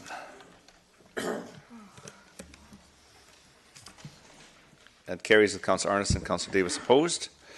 And we move on to bylaws for first and second reading. This is rezoning application number 100506 and development permit application 100949, Hair Builders Group, bylaw 5422 for first and second. Could I have a motion, please? Councillor Davis, Councillor Long, seconds, discussion. Councillor Richter. Yeah, I'd see that there's an awful lot of tandem parking in this one, and I thought we were going to try to reduce the amount of tandem parking. Mr. Seffi, does this comply with the bylaw? Yes, Your Worship. We currently do not have any restrictions. That is something that Council has asked staff to bring forward. Okay, thank you. Thank you. Councillor Woodward. Can I get a clarification on that answer? So something is coming forward or not coming forward? It is. Something regarding tandem parking is coming forward? That's correct. Okay, so that was on my list as well, because I don't want to be one of those people who just complains about it for 4 years. I'd like to just deal with it in the bylaws, so I'm encouraged to hear that. I think on this one, here we are again. It's actually pretty amazing to me that I've become the tree hugger. I mean, I don't think... So 42 significant trees. Again, one is better than zero, so I'll give them that. But once again, I'm struggling that these are coming forward, and I don't feel like I'm being provided justification or an outline. No access or no visibility into the tree management plan. No outline or even language as to why. Why is it one or why is it zero? So again, I'm pretty close to making motions to send these back to get that. And again, because within B of the Latterman plan, I'm going to read it again. Significant tree stands and tree corridors shall be incorporated into the development. Not maybe, not if, shall. So again, I'd like to start getting some visibility into these. And again, I probably won't hold this. No, I won't hold this one up. But I want to start getting some visibility into this within the reports. And that doesn't mean I'm going to hug every tree. again, like I said, it's pretty crazy that I'm the radical one here on this. Ms. Bauer, can you bring up the item I provided to you? Oh, I didn't know you had to go out there to do that. Oh. So I tried to look at the site plan for this, and I zoomed in on my laptop from both the council-provided package and the public one, and this is what it looked like. And that was zoomed in. That's what it looked like. So I don't feel like I could really read it or dig into the lot coverage issues around tandem parking or tree preservation because I couldn't read any of it. And I sometimes like to go directly to the consultant summaries. They do provide some detailed information that staff shouldn't be wasting time summarizing, but again, couldn't read it. So, and then again, the public couldn't read it either. So I don't want to send this back just for this, but can we figure out technically what's occurring? We don't need a motion, I don't think, for this, Mr. Mayor. Is that true? Can we technically figure out what's going on where we're being provided site plans that aren't legible? And then along with tandem parking as well, I would like to encourage that we deal with that rather than have them comply with the bylaw when we all, I think, at least I will speak for myself, recognize that I don't feel tandem parking is really functional parking. Thank you. Thank you. Councillor Arneson. Yes, hear to Councillor Woodward being a tree hugger. I like that. Actually, so I feel like a bit of a slacker coming second. However, I would like to ask a question because it did occur to me when looking at this, and absent an arborist report, it can be challenging, if not impossible, to try and figure out which, of the one remaining tree, where it is and why it gets to stay there, etc. But I do know that in driving by Willoughby, this seems to be somewhat of a standard practice, where you have a grove of significant trees, but because of development, changing of the landscape, elevations, digging, etc., there's only one sole survivor left. So I'm wondering whether or not, through your worship to staff, have we ever considered now, in observation of the, from my perspective, general overall decline of these orphan trees, whether or not it's time to consider that rather than just keeping one specimen tree, we should allow some kind of in lieu of proposition where we have significant plantings in other areas of the township that could more reasonably accommodate the healthy development of large trees. So that could be in a habitat patch, conservation area, or a riparian zone. I think if need be, this could be a motion, but I think certainly some direction from council would be helpful in instances where through utility or other kind of accessory use, or just, the basic use of the property, if there's only one tree standing, I just think that it's more relevant to try and find something that's going to be of some longevity rather than seeing this poor depressed tree over time, which frankly they can look very sad after some time. So just as a comment about these kind of propositions. Thank you. Councillor Ferguson. Thank you, Mr. Mayor. I think it's important to note that the site plan is not any fault of the applicant. I'm sure that perhaps staff can prepare more enhanced or magnified examples of the actual report. Not only that, but I know that this opens up a door to something that has been on my mind is if I may, and I know it's off topic, Mr. Mayor, through the chair to staff, if our agenda items can be produced on screen so the public can see as well. Has that been something thought of in the future? To clarify the first comment, the site plans and renderings are being provided by the applicants. Maybe the sizing issue, we may have to go to 11 by 17 or get higher resolution on some of the plans. That may be some of the issues we're facing. Quite often these are designed in CAD systems, so it does make it difficult to watch. As to the agenda item itself, I'm not quite sure I quite followed. But what I mean is that item A1, A2, A3 could be, as other communities do, they put it up on the screen so that the public can see it as well. Correct. So as we go through the process, are you talking about the agenda? Yeah, the agenda. They do. Everybody gets a paper agenda. Who walks in the door. No, I'm talking about so the public can see it. okay. I believe Okay. the references to the documentation, and for each development application on the screen appearing above you will be a section of slides that will actually show those that were associated with it. So up on the screen now is, I'm not sure what document it would be, but we have the site plan submitted by the applicant. Okay, so that's being proposed for the future, or already happens right now? Already up there. That's what so for each development application, a series of 5 or 6 slides are prepared and put on the screen as you're discussing them, as we scroll through them and to try to let the public see what's going forth. Okay, well, I'll discuss that later with the clerk. Fine. Thank you, Mr. Mayor. Thanks. Councillor Long. Getting back to this development. So it's very clear that these are very low-res PDFs, so that can be addressed by staff, right? The proponent can provide whatever. I'm sure for memory purposes, this is all that we've been getting in the past, and I agree that it should be improved. But, let's go back to the neighborhood plan here, which we've been talking a bit about earlier. This is designated townhouse. So if you want to see trees retained, you can't be building townhouses here unless you want trees to fall on top of the townhouses. So, I don't think that the discussion is really appropriate when you come to that, because this is what the zoning is for.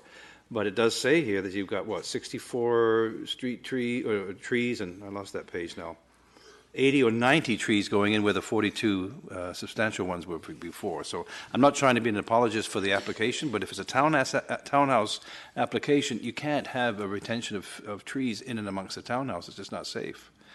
But I'm sorry, I would take exception on the. I haven't seen the one tree that's being retained, but I did look at a tree down at Prestwick because they called me about their sewer being a bit of a problem with their pump. And there's a fabulous tree that they've retained there. I hope it survives quite a while, but it looks pretty good right now. But really, I think staff should be telling us realistically, the reason that there's no trees being retained is because it's designated townhouse, and you can't have trees in the middle of townhouses. Okay. Right? Or am I wrong? Pretty Please difficult be design. corrected. Thank you. No, we're not asking you, Ferguson. All right. So Mr. Seffi is looking it up. Your Worship, I'm not sure if there was a question there or not. Not sure either. But. What I was looking at was trying to locate the sole tree that's being retained. And as Council is aware, this is based on an arborist report. And I understand that the one that the cursor is on is the tree that's being retained. Thank you. Okay, Councillor Woodward. Yeah, I just want to follow up. I think it's not really the applicant providing, obviously staff get a legible version of the site plan. I think it's something to do just again with the compression of the file sizing when it's distributed to council and the public where it becomes unreadable. So if that can be technically investigated and solved. Trees, I don't think anyone wants trees to fall on townhouses. I don't think that's what we're looking for or suggesting. I think what's happened a little bit is we've lost touch with the range of density that's in the community plan. So not so much with this one, but with some of the others that have gone by, Essence in particular, which I didn't say much about, because it's been so long in the process and he's been it's not, we got to at least start to move the needle a little bit, and it's tough to spring it on a guy who's getting to council, right after the election. And so for me, I wanted to at least start communicating that we have to start changing the mentality at least a tad. And I feel like we've lost touch with the fact that the community plans have a range of density. They don't say 22 UPA, they say 8 to 22 or 18 to 22. And that's because your range of density is in there to satisfy some of the other language and objectives of the community plan. The community plan is not written to maximize density, it's to provide for good development. And so I think that may be some of the direction I'm trying to get it to go. Certainly not trees falling on townhouses. Thank you. Seeing no further discussion, so I'm going to call the question on H1. And it carries. Councillor Richter, Councillor Arneson, Councillor Davis opposed. Okay. We move on to bylaws for first, second, and third reading. I1 is highway closure, dedication, removal, and disposal, Golden Spruce Nursery, bylaw 5425. Councillor Davis and second by Councillor Arneson. Discussion, I1, see none, call the question. Carries unanimously. I2 is highway closure, dedication, removal, and disposal, bylaw 5434. Could I have a motion, please? Councillor Davis, seconder, Councillor Kunst, and discussion, seeing none, call the question on I2. Carries unanimously. Bylaws for consideration of third reading. J1, rezoning application 100518, bylaw 5416. Councillor Ferguson, seconder. Councillor Woodward, discussion. Seeing none, call the question on J1.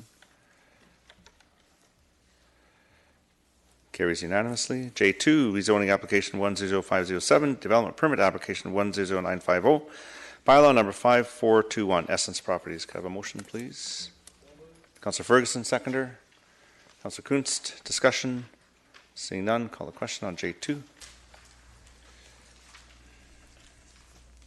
Carries unanimously. J3, official community plan amendment and rezoning application number 100169, brewery lounge endorsement application number 00040, bylaw 5431, bylaw 5432, and bylaw 5433. Could I have a motion, please? Councillor Long, seconder. Second, Councillor Davis, discussion on J3.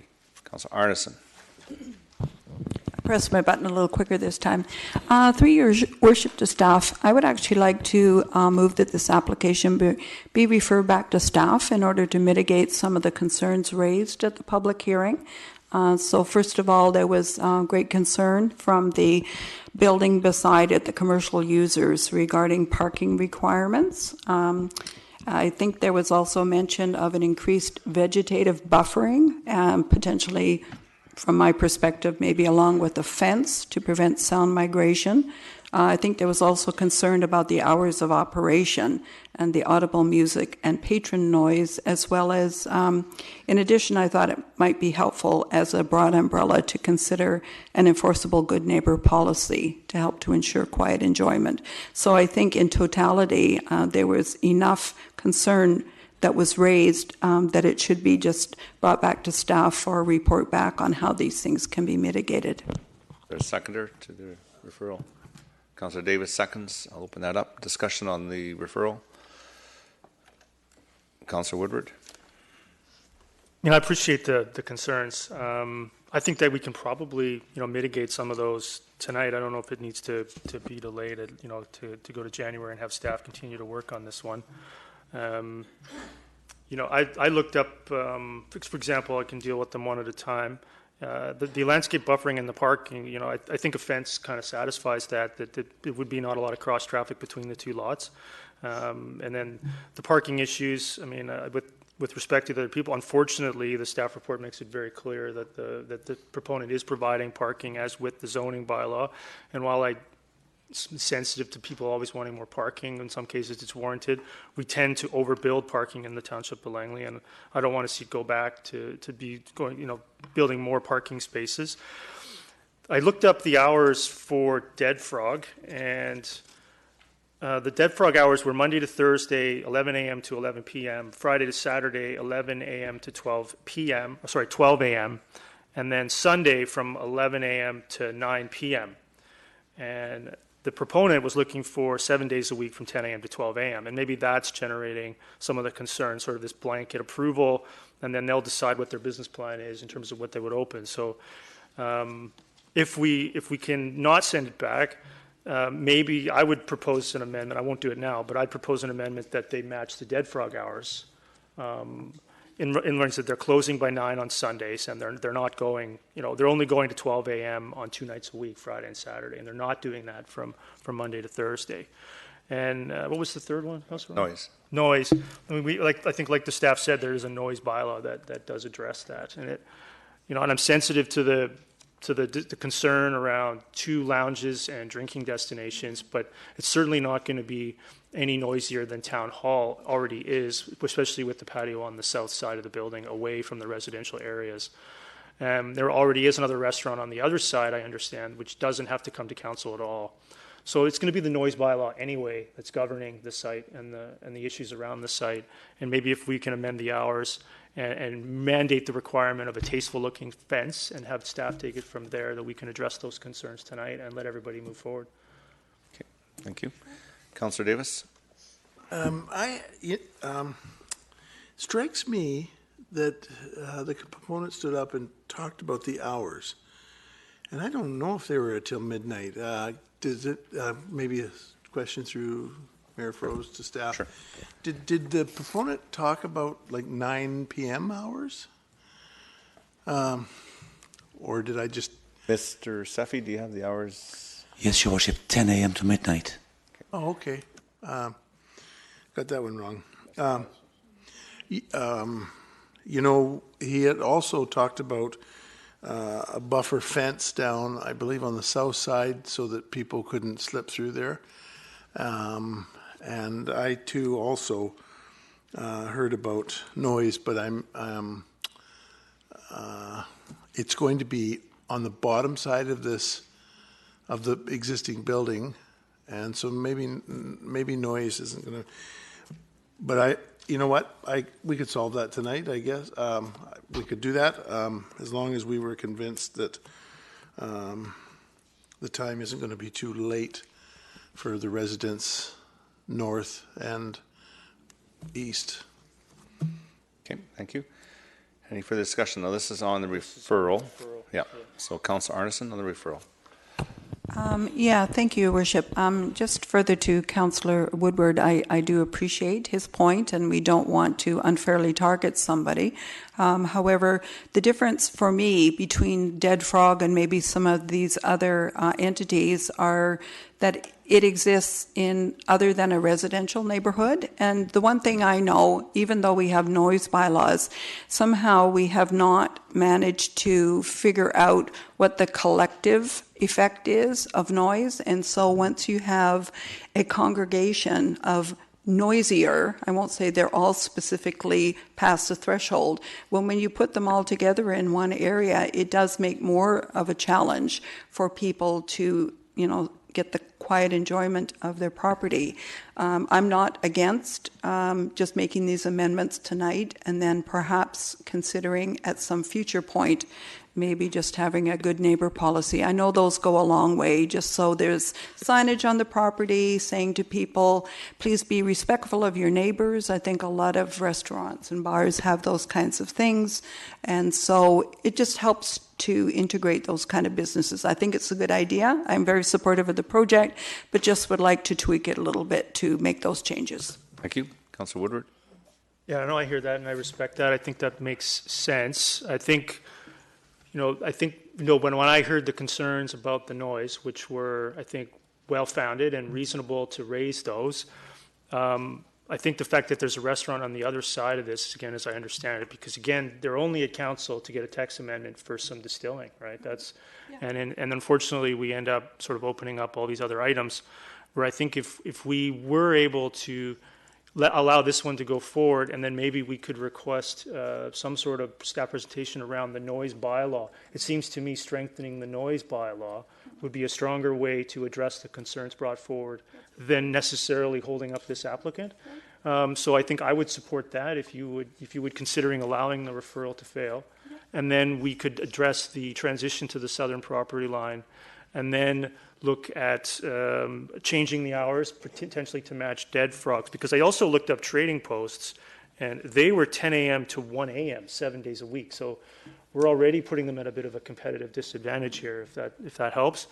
And we could also, I think, address it tonight if you're okay with sort of letting the referral die and addressing that through the noise bylaw. I would definitely bring that forward and second that if you want to move that. And we could look at strengthening the noise bylaw to address those concerns, if necessary. Yeah, sure. Okay, thank you. No further discussion. So on the referral, which... Can you please repeat that? It's a referral. Right now it's a referral to go back to staff. Look at those issues. Yeah. But the fence was already... No, we'll deal with that separately. The fence was already agreed by the proponent. Which Yeah. we'll make it a condition though, right? So we'll dispense with this. Yeah. And so I've called the question on the referral, and then we'll be back to the main motion. So.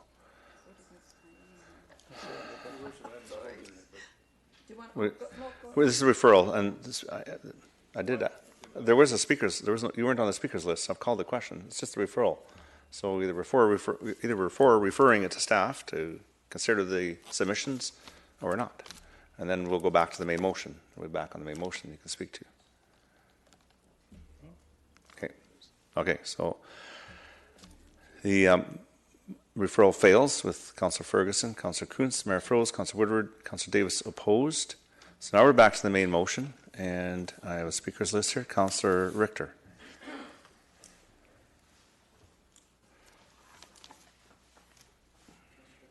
Oh, no, I didn't have anything to say. Oh, yeah, okay, you were there.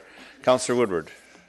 Yeah, so again, I don't know, I'd like to do this in one motion or two motions. I mean, I personally, I'd like to make I don't want to get into designing a fence, but if there's some way, Mr. Backen or Mr. Mayor, we can specify it as a tasteful fence and leave it up to staff to administrate that with the proponent, something like that. I mean, I can trust that we can get a tasteful fence put in there so we don't have people crossing between both properties. And then I would like to move that we match the hours of Dead Frog as I outlined, and whether or not that would be one motion or two. So I think the fencing issue, so Mr. Seffi, the fence is in there. I don't know if that can just be direction on that piece, or do we need a motion to I want to make it, I would like to make it a condition if that's possible. I'm not sure what tasteful fence is, so. Never mind. Yeah. Mr. Seffi, maybe you can comment on the fence first. Yes, Your Worship. We can work with the applicant to ensure that a proper and tastefully designed fence is installed across the property line. What I wanted to comment on, Your Worship, was respect to the hours of operation, and just wanted to make sure that Council is aware that this is actually an application for endorsement to the Liquor and Cannabis Regulation Branch, which means that Council can make their endorsement subject to some conditions, including a different set of operating or opening hours, but then that may or may not be approved by the Liquor and Cannabis Regulating Branch. Yeah, thank you. So for the fence, that can be staff direction. Your Worship, okay. It could be, but I heard the request was to make it a condition. So we'll make it a condition. I think the language would be aesthetically acceptable. Well, that takes some risk for staff. I'm trying to avoid a chain link fence is essentially what I'm trying to avoid. But aesthetically acceptable or appropriate. And then as to the hours, we understand it to be that of Dead Frog, but we would actually recite the hours. So I can give those. So I looked, it's Monday to Thursday, 11 a.m. to 11 p.m. Friday, Saturday, from 11 a.m. to 12 a.m. So they're only open two nights a week from 12 a.m. And then on Sunday they're opening from 11 a.m. and closing at 9 p.m. on Sunday. And that's a direct match to Dead Frogs. We have it now, thank you. If you can confirm that, but I think it is. So that would be under the liquor endorsement as a suggestion, or conditional, that's right. Condition for the liquor endorsement. Condition for the, Okay, so with that, I'll open the... And then before we move, I guess I can raise under new business, Councillor Arneson, and I can raise under other business some sort of discussion potentially for the afternoon meeting in January to review the noise bylaw. You could refer that. You need a motion for that, or you can do that under other business? Yeah. That's not a condition of the application. No, it's not. So it can be a motion or it can simply be a request that come January, once we understand the format, to review the parameters of the noise bylaw. That can And be look done either way. at the noise bylaw in the context of this application and a few others, and if we have to strengthen it, do it there, not on a specific application, if that makes sense, yeah. So on the amendment, any discussion? Which one? Is it the fence? This is the fence and the hours. Councillor Long.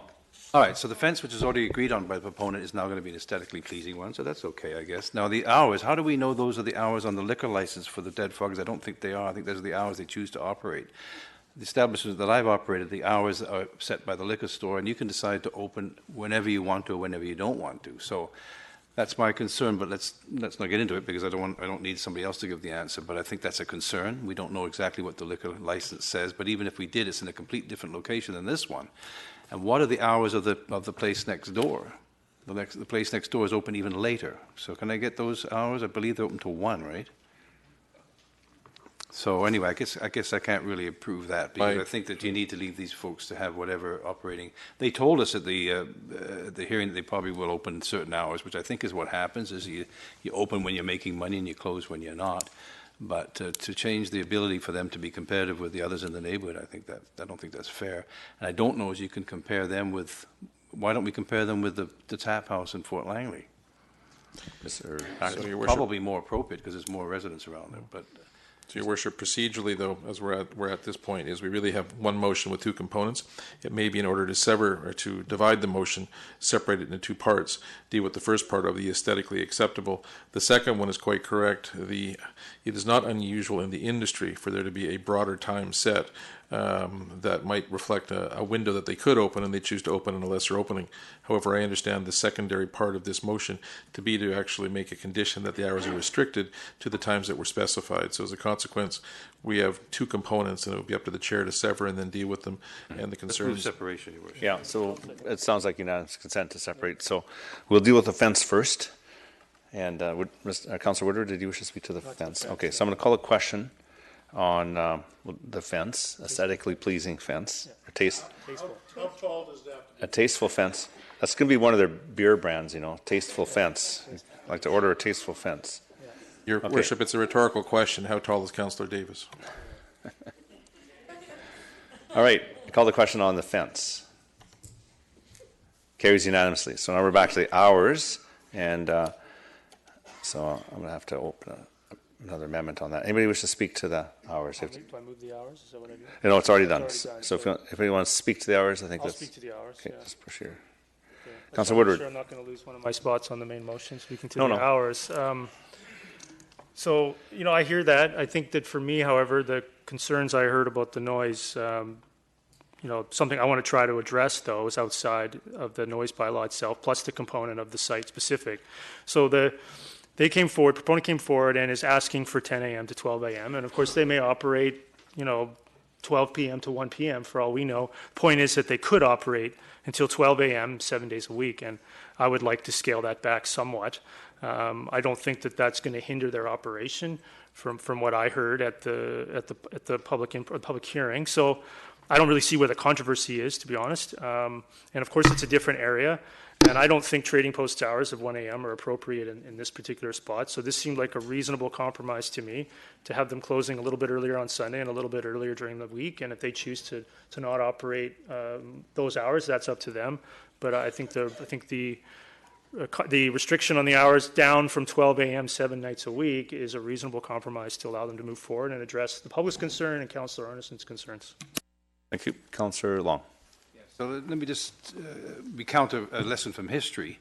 In Aldergrove, there was a place that was open till 1, I think. This is way back, because back in the old days, we used to stay up till 2. Now I can't even stay up past 10.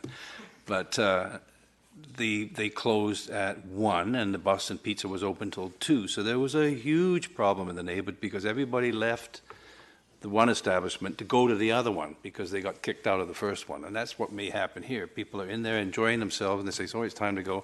Now there's going to be people migrating over to the other place. They've already had maybe a drink or two, and that's going to create some issues for the other pubs. So that was a very real concern that we had in Aldergrove, trying to make sure that perhaps these places were compatible in their operating hours. Anyway, I don't support it for the other reasons as well. Thanks. Thank you. Councillor Richter. Yeah, I Councillor understand the competitiveness aspect of it, and where we've got two bars side by side, they should be equally competitive. I wonder if we go back to the motion, which just says the same as the Dead Frog Brewery hours, it might turn out that Dead Frog Brewery has the same hours as the guy next door. Can we just leave it generic at Dead Frog Brewery's hours? Excuse me, let Mr. Backen. That would be a challenge, Your Worship, because we're better to recite the hours for the simple reason that Dead Frog may change their hours, and it's also making reference to another establishment. I think the licensing branch would much prefer to see the hours that we're contemplating, hence we're better to specify them, and if we want to amend those hours, that's certainly fine as well. Okay, well, I mean, I was under the impression from the public hearing that the noise issue was when the dentists were working upstairs in the building. And I'm pretty sure they're not there at 11 o'clock at night, so I don't think that would be a problem for them at that point. Thank you. Councillor Davis. I would they also said that they open the windows, and when there's when the fellow's putting you to sleep, can we go back? In my memories, maybe through to Mayor Froese to staff, we've done this the odd time, and it's us. Is it up to us to put the hours on, or did I miss something a minute ago here with the liquor license? Is it up to us to put it on, or does the liquor license have that? Because I'm wondering if we're kind of bogging down here. Your Worship, the ultimate decision is that of the liquor branch through their process. The applicant may make requests and we can make recommendations or conditions, but ultimately the liquor branch would have to decide, although in most situations where the council has stipulations, they will go along with that unless there's a valid reason not to. Okay. Thank you. Councillor Woodward. I'm just going to try to address the concern that this is going to be super packed and it's going to empty out at midnight and they're all going to wander around the parking lot of the town hall. I mean, that's certainly possible. But I think that would be, you know, a recognition that I think the clientele of these establishments is going to be slightly different.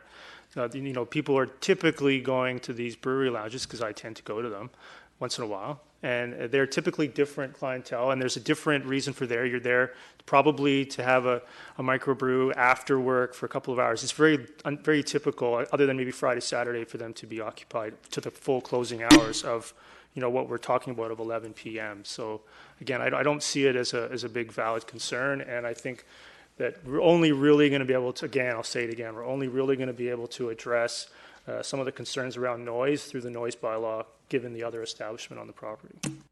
Okay, thank you. So I see no further discussion, so I'm going to call the question on the hours amendment, J3.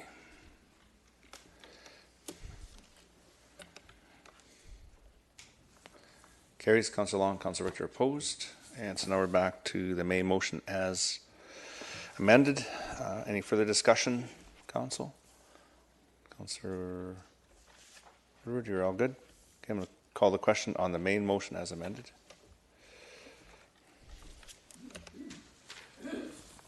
Carries unanimously. So now we move on to J4, Official Community Plan Amendment and Rezoning Application 100172 and Development Permit Application 100946, Bylaw 5429 and 5430. Could I have a motion, please? Councillor Ferguson, seconder. Can I have a seconder? Councillor Kunst. Discussion on J4. Councillor Arneson. Yes, thank you. Through your worship to staff. This is sort of a tangential question, but it did come up in the pre-election period. So I'm wondering if staff could please advise whether or not this new development in the proximity of the Vesta townhome properties will facilitate and trigger the undergrounding of the hydro services in that immediate area.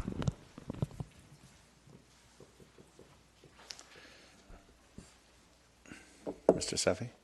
Your Worship, the typical requirements are for new lines to be underground, not for existing lines to be converted necessarily. I am not sure which section Councillor Arneson is referring to in terms of the potential for undergrounding. Is the reference to 210th Street? Yes. So the answer would be no, there's no requirement to underground that. Okay, thank you. Councillor Richter. I don't think they need Lot 11. I think that whole conservation area should be left undisturbed, so I'm not supporting this application. Thank you. Councillor Woodward. Yeah, I had some concerns about Lot 11 as well. I think at first and second, though, I've raised the legality of considering the impact the additional density may have upon the existing infrastructure, and we'll be potentially looking at a CAC which would still maintain a minimal impact on development. Does Mr. Beckham want to help me with a little bit with that potentially? That in exchange for additional density increase, this bonus density, that perhaps a community amenity that's more tangible would be appropriate? That would be within the purview of council, your worship. In terms of the process, though, it's a bit more challenging. The CAC, as referenced, is in a policy stage right now and perhaps migrating towards a bylaw. So as a consequence, the CACs themselves effectively have to be negotiated. In this case, the process to date has led to the suggestion that the preservation of the riparian area would be something the council could consider. At third reading, however, is the time if council feels that that is insufficient and wishes to take a different direction. After hearing from the public, council could provide that direction and make some suggestion. Okay, thank you. Thank you. So I'm going to call the question. I'm just going to say, I look at this green space that's coming in here in the extra lot. To me, they're providing a lot of, that's an amenity in itself, and just providing land to protect those sensitive areas. So I am going to support this. So I'm going to call the question on J4. And it carries. Councillor Richter, Councillor Arneson, Councillor Davis opposed. And we get to the Mayor's report, Mayor and Council report.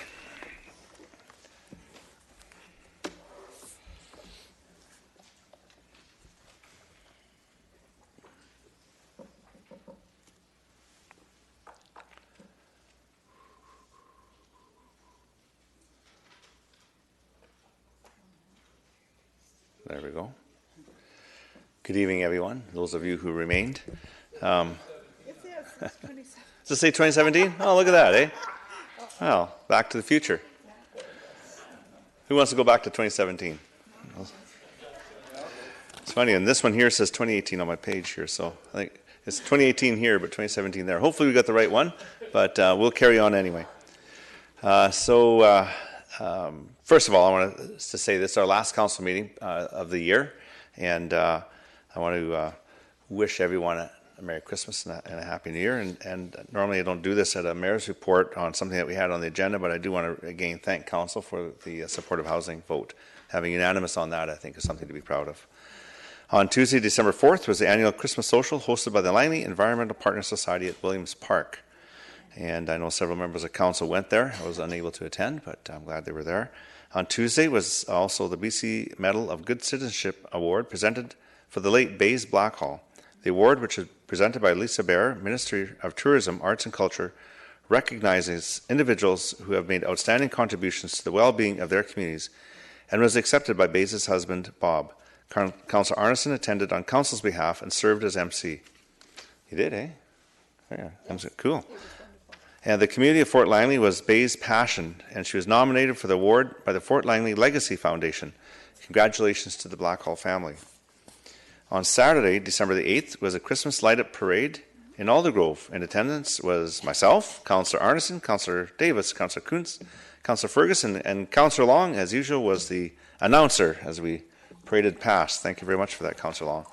On Sunday, December the 9th, Councillor Arneson and Councillor Ferguson attended the 2277 Seaforth Highlanders annual reenactment of the Ortona Christmas dinner at the Cloverdale Legion. And yeah, back in 1943, that was in Ortona, Italy, I guess they had this. Is Steve wearing his kilt? I missed that. So, there you go. So, so that was at the Cloverdale Legion. And Councillor Ferguson has provided photos from the walk-off of recently retired Township firefighter Paul Takach. And thank you very much for attending that. So another retired firefighter, and I'm sure there's some young, eager firefighter ready to jump into his boots. And thanks for going to that. Upcoming events, the Greater Langley Chamber of Commerce dinner meeting is tomorrow, December 11th at the Coast Hotel. Always well attended and enjoyable. I'd like to wish, again, everybody a Merry Christmas and the best in 2019. And the next council meeting will be on January the 14th, 2019. So with that, if does council have anything to add? If not, we have the Metro and community meetings. Councillor Richter and I attended the Metro Board meeting on December the 7th, and I was at the TransLink Board meeting on December the 6th. And a couple of highlights, if you're watching the news, they're going to embark on a policy to bring washrooms or to work with neighbors of washrooms at transit stations. And so I think it's something long overdue. And there was a delegation for pet policy, and that was the TransLink Board decided to carry on as usual and not make a change after lots of consultation and investigation into that. Those were a couple of highlights. And so then I'll ask Councillor Richter if she wanted to add anything from the Metro meeting. If you just push your button, I'll just get you on there. There you go, Councillor Richter. I just wanted to say they had a very good orientation at the end of the meeting on Friday, and gave us quite extensive orientation packages, and I'll leave my package in the office with Cindy if anybody's interested, maybe the alternates. One thing I did learn out of that I didn't know, at Metro meetings you can only speak once for 3 minutes. So you better have your notes in order, because the chair doesn't have to let you speak a second time. Yeah, I am a nice guy. Yeah. Contrary to popular belief. I know I've been there. I've gone to my 3 minutes. I've been cut off. It's like, I still got another 5 minutes to go. And yeah, it doesn't work. Okay, thanks. So now we'll move on to other business. And let's clear the queue. So other business. Councillor Richter, I'll put you back on. You have a notice of motion. Yeah. Whereas the issue of safer access to the Shepherd of the Valley Lutheran Church from 72nd Avenue has not been fully fixed, be it resolved that Council asks staff to report back to Council on the feasibility of adding a roundabout to the intersection of 72nd Avenue and 201st Street in order to solve traffic safety and property access issues in the area of the Shepherd of the Valley Lutheran Church at 20097 72nd Avenue. I so move. Moved by Councillor Richter, second by Councillor Davis. And I think getting something back from staff would be helpful. I have asked staff, and I think there are some concerns, but we can get that in writing, so that would be okay. Councillor Ferguson. Well, the one good thing that, thank you, Councillor Richter, that you did actually ask staff not to comment on. There's already a light there, and those of us that have studied roundabouts know there's probably not enough land there to put one without either expropriating or buying the properties around. So as much as it's a good idea, I think it strikes on the fact it'd be too much of a challenge. Thank you. Councillor Davis. Yeah, I have no idea if there's not enough room there. I think we're gonna have the experts tell us that. So why not? If they tell us that, it's the last bridge to cross. Thank you. Councillor Long. Of course, we have to pay for the cost of removing the light, so that needs to be factored in as well. Whether there's room or not, it's going to cost a lot of money to remove the light. But there's definitely not enough room. I mean, why waste our time on a report? We could have actually had that information before this motion came up, but for some reason, Councillor didn't ask for that, which he specifically asked not to get it. I mean, I love roundabouts, put them everywhere, but you already have a light there, so you have to remove the light. So the cost is going to be extremely high. But do we have to get a report? Is staff going to waste their time on a report when you know that there's so many square feet required for a roundabout on 72nd Avenue, which is a major collector road? So, you know, I'll ask you, Your Worship, is staff happy to spend their time on this report, or can they just simply tell us now there is no room, never mind the cost of removing the light? Mr. Backen? Your Worship, I think we're being asked if we want to write a report. Well, if I could have that all the time, I could save us a lot of time, but however, having said that, though, if council wishes a report, we're pleased to provide it. We can orally provide some geometry and whatnot, but I have experienced, and I appreciate the comment, though, that the written or verbal explanations are not always going to be satisfactory. So it's really the direction of council and the chair in terms of whether we proceed with the written report or we continue with a verbal report at your option. Well, I'd just like to say, Your Worship, I can't vote against a report because that's ridiculous. But in voting for it, I just want to say it's kind of ridiculous. Okay, thank you. It's getting late. Councillor Richter. Thank you, Councillor Long. It seems to me that it's a 4-lane highway up there. I would think that there is room, and where there's a will, there's a way. So we have a traffic issue up there that's been established. We have to fix it. I think the suggestion of a roundabout is probably a very good way to solve it. That way people won't be making U-turns where they're not supposed to be making U-turns. Thank you. Councillor Arneson. Oh, Councillor Richter, sadly, I'd like to say if people were given a roundabout, they wouldn't do the wrong thing. However, I live on a street where actually there's only one direction you can go. There's a big sign saying no U-turn. And people, even though, you know, literally yards away, there's a roundabout, they still turn around in our street and in people's yards. So sadly, but there's nothing you can do about human nature. What I would say is I really agree with the idea that we should be proactive in looking at ways to help to manage our traffic. I know that we do a lot of due diligence to figure out if we have major roadways, but I think that given the circumstance there, if it doesn't really take too long for staff to make that kind of determination, I really personally don't know about the measurements and how much space we need, but I would appreciate a report. Thank you. Any further discussion on M1? Seeing none, call the question.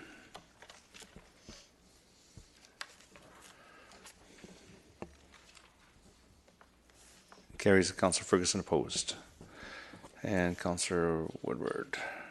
There we go. Councillor Woodward. Notice of motion regarding commercial off-street parking requirements for Aldergrove. Whereas reduced commercial off-street parking requirements on Fort Langley are 50% of those elsewhere throughout the Township of Langley, as outlined within zoning bylaw 2500, section 107.12.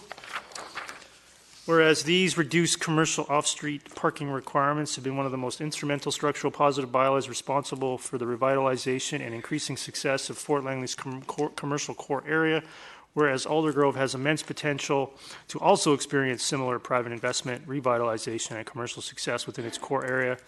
And whereas the Aldergrove Core Area Plan policies 3.2.19, 3.2.23, and 3.2.28 all clearly support and encourage the implementation of the same model for success based on reduced commercial parking requirements, clearly demonstrated and proven by the success within Fort Langley's commercial core. Therefore, be it resolved, the staff be directed to propose an appropriate process, potentially in coordination with an external consultant, to consider the reduction of commercial off-street parking and loading requirements within the Aldergrove Core Area Plan area by up to 75%. I so move. Second by Councillor Richter. Did you speak to Councillor Woodward? So I want to point out that maybe I'm getting a little bit better at this. This is a process motion to look at how to determine a process to look at it. So some bureaucracy laid on top of some bureaucracy there, because I think this is a fairly substantial thing to consider. So I think it's appropriate to hear from the staff in regards to what kind of process they would like to undertake to consider this, because I view it as a great thing. You know, when we require Willowbrook-style parking requirements, we get Willowbrook-style parking lots. And if we're trying to create a walkable core area there, which I believe that we are, parking requirements are a big part of determining what that's going to look like. Similar to the model for walkable success that we've experienced and seen in Fort Langley for the last 10 to 15 years. I had a small review here. None of the buildings or commercial buildings that have been built in the last little while would exist as they do if you had to do it with Willowbrook-style strip mall parking requirements. For example, Beatnik's Bistro. They have, what, a 100-seat restaurant? They have 9 parking stalls. That would not exist if you had Willowbrook-style parking requirements. Trading Post, 10 stalls or so, maybe 12, same, would not exist. Blacksmith Bakery has 1 stall, would not exist. Lee's Market, for example, has half of the parking that you'd require in Willowbrook. So that would also not exist as we know it and love it today. So Aldergrove, with over double the population, about 10,000 versus Fort Langley's 3,800, and a lot more projected density to come within the core area plan, should be able to go a little bit further than that. But again, it's just a process motion to consider a process to consider it. And to me, it's a pretty easy one to look at a process to review it in the context of the Aldergrove Core Area Plan, which spells this out anyway. It's just been there for a while, and we haven't gotten to it. So I'd like to get to it, and therefore I'd like to hopefully support everyone. Will support this one on the last meeting before Christmas. Right. This should be an easy one, right? Oh, no, nothing's easy. Nothing's easy? Yeah. Thank you. Okay.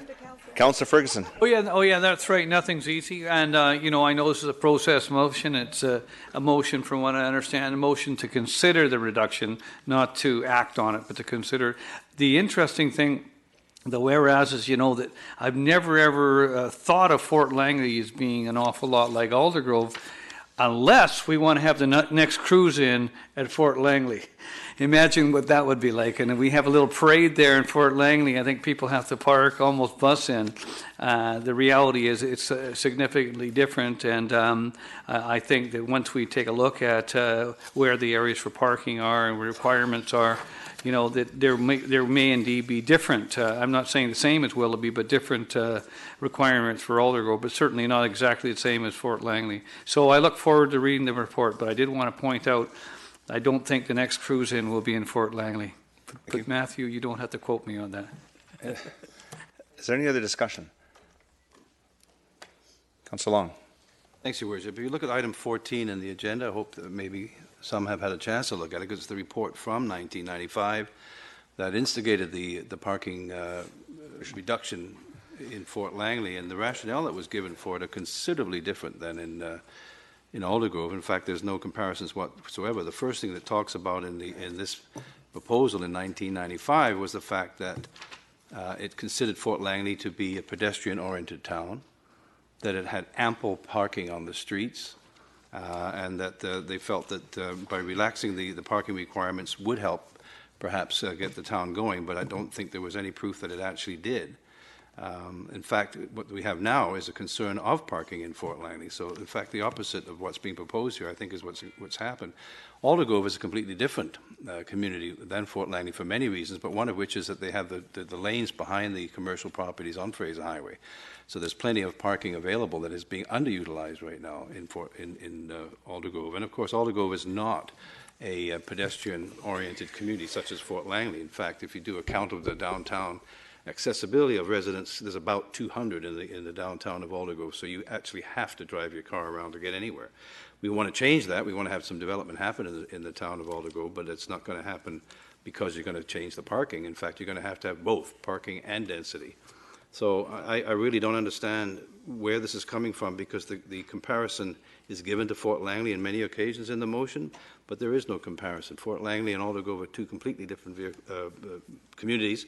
But more importantly, the experiment, I would say, in Fort Langley has failed.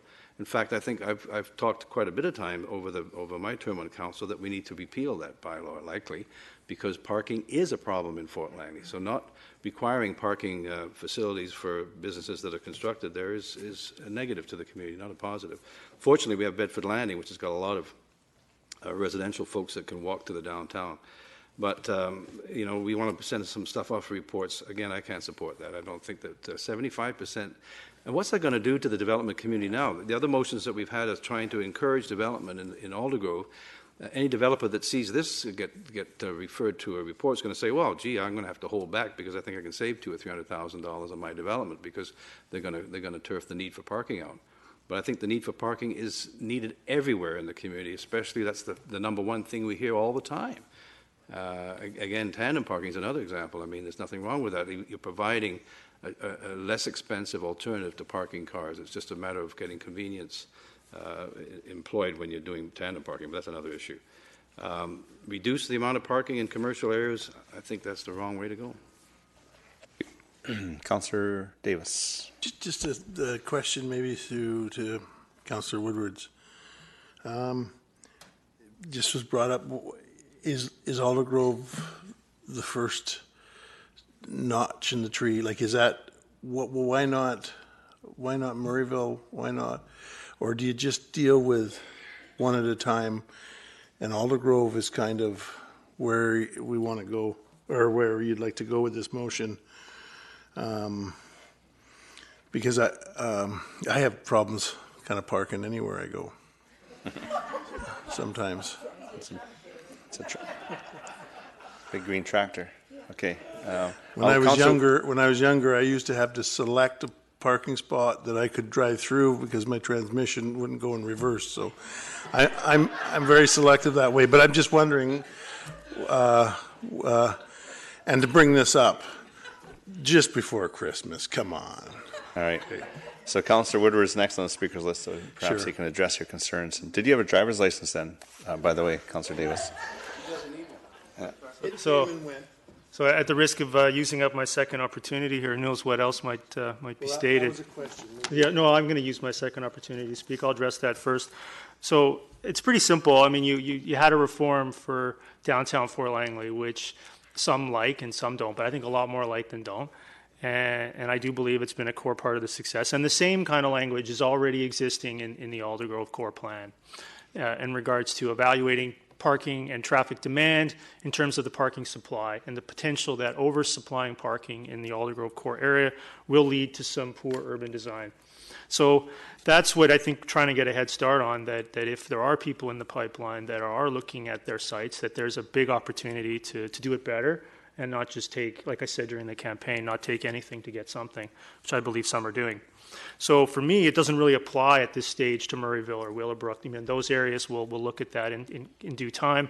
The work and the desire to do this is already outlined in the Aldergrove Core Plan, so limiting the scope of the process to look at a reduction only for that core plan area. That's the rationale why you're not hearing about Murrayville or Willowbrook or Willoughby. It's really focusing on that, what's already in the Aldergrove Core Plan. So, I mean, I think this is the first time I've heard in a while that the experiment in Fort Langley has failed. You'd have to tell all the people that are there crowding all the sidewalks on Saturday and Sunday. And I think that there's an urban myth that there's no parking in Fort Langley. The issue in the Fort Langley area is that you have a parking challenge on a sunny Saturday and a sunny Sunday. That Monday to Friday during the day, there's a good pool of parking available for personal services and office because the retailers aren't as busy. And in the evening, offices are closed and there's good parking supply available for restaurants. And so then on Saturday, Sunday, you don't have a lot of office visitation, personal services are down, and then, you're getting that high peak retail demand on a sunny Saturday and Sunday. So we're really seeing problems, Saturday and Sunday is when you're really seeing problems. And really what people mean when they say there's no parking is that I wanted to go to Trading Post and there wasn't a parking spot for me right out in front of Trading Post when I got there. Really, you can find a stall and you can walk a certain distance. You can find parking in Fort Langley most of the time. And it's not done at the expense of good urban design or a good walkable environment. We do not want to be overbuilding parking, especially in an area like Fort Langley. So that's, again, what I wanted to have staff weigh in on this one and look at it and examine it. So, apparently we're supposed to get memos and other things. Councillor Long would suggest a good process, hear from staff before making a decision. Apparently he doesn't need to hear from staff in this case. He's already made up his mind that it's a bad idea. So that I don't quite understand. And all I want to do is have a good process to look at it, take a good long look at it, because it's been in the core plan for 8 years and it's not been looked at and addressed, and I'd like to address it in conjunction with some of the other ideas I've floated, such as shared parking facilities, which are also in the core plan. So this reduction will help make a more better walkable Aldergrove, in my opinion. Thank you, Mr. Mayor. Thank you. Councillor Kunst?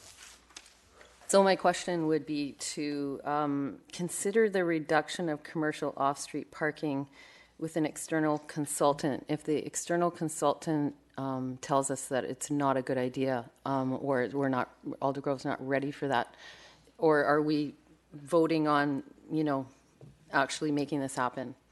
We would be, right now we're just voting on getting it back to us. Yeah, we wouldn't be making changes. It would be another step in decision making on this. Can Mr. Backen help us with that? Mr. Backen, just on the process. Your Worship, as to the motion, I think it simply suggests that there's to be this approach, this analysis that could be done with an external consultant. Perhaps that means it could not be done, I suppose, but it's simply there as providing some latitude to staff in pursuing the objective. Okay, thank you. Councillor Arneson?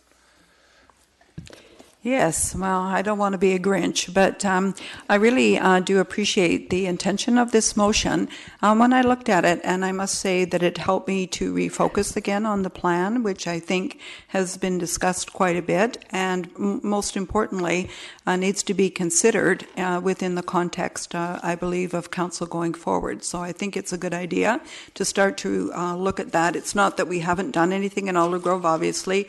We spent a lot of money there. People keep referring to, but we need to continue to move forward. And I think that the parking, for me, in reading this language of the study, reading between the lines, it seemed to infer the part of this was having as an outcome that what really needed to be done was a technical report and parking study.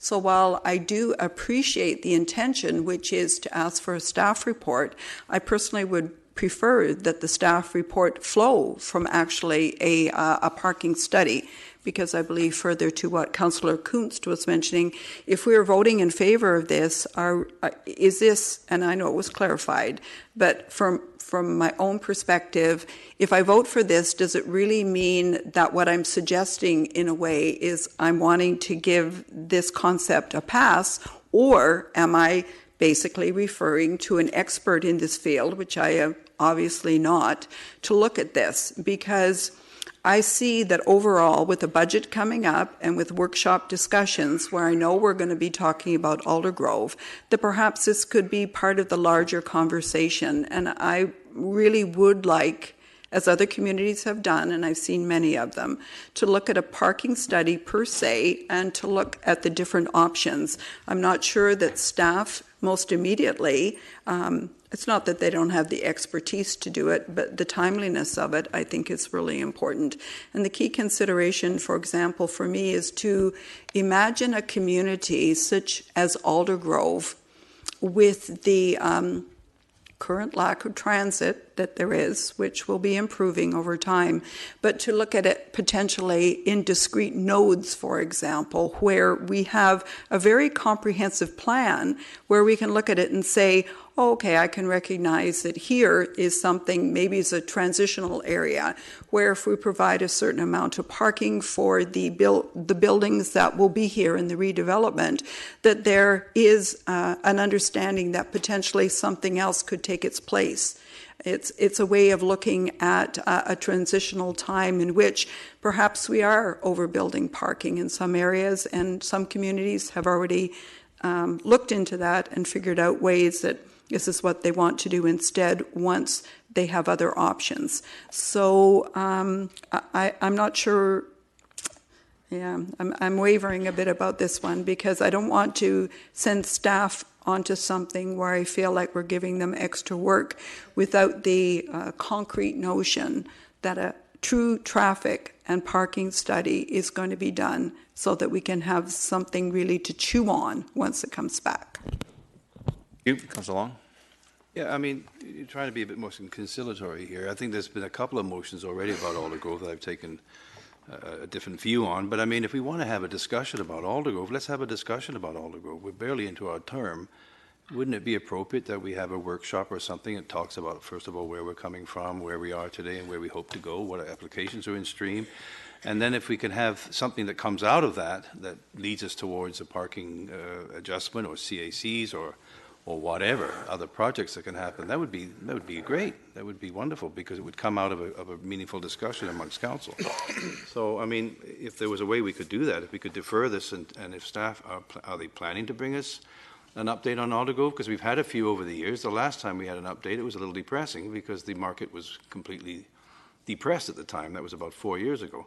So today things are much better. Things are happening in Aldergrove. Would it not be appropriate that we could defer this and have a fulsome discussion with our planning staff, maybe a consultant, or certainly with our planning staff of where we are and where we're going in Aldergrove? There was a lot of work done.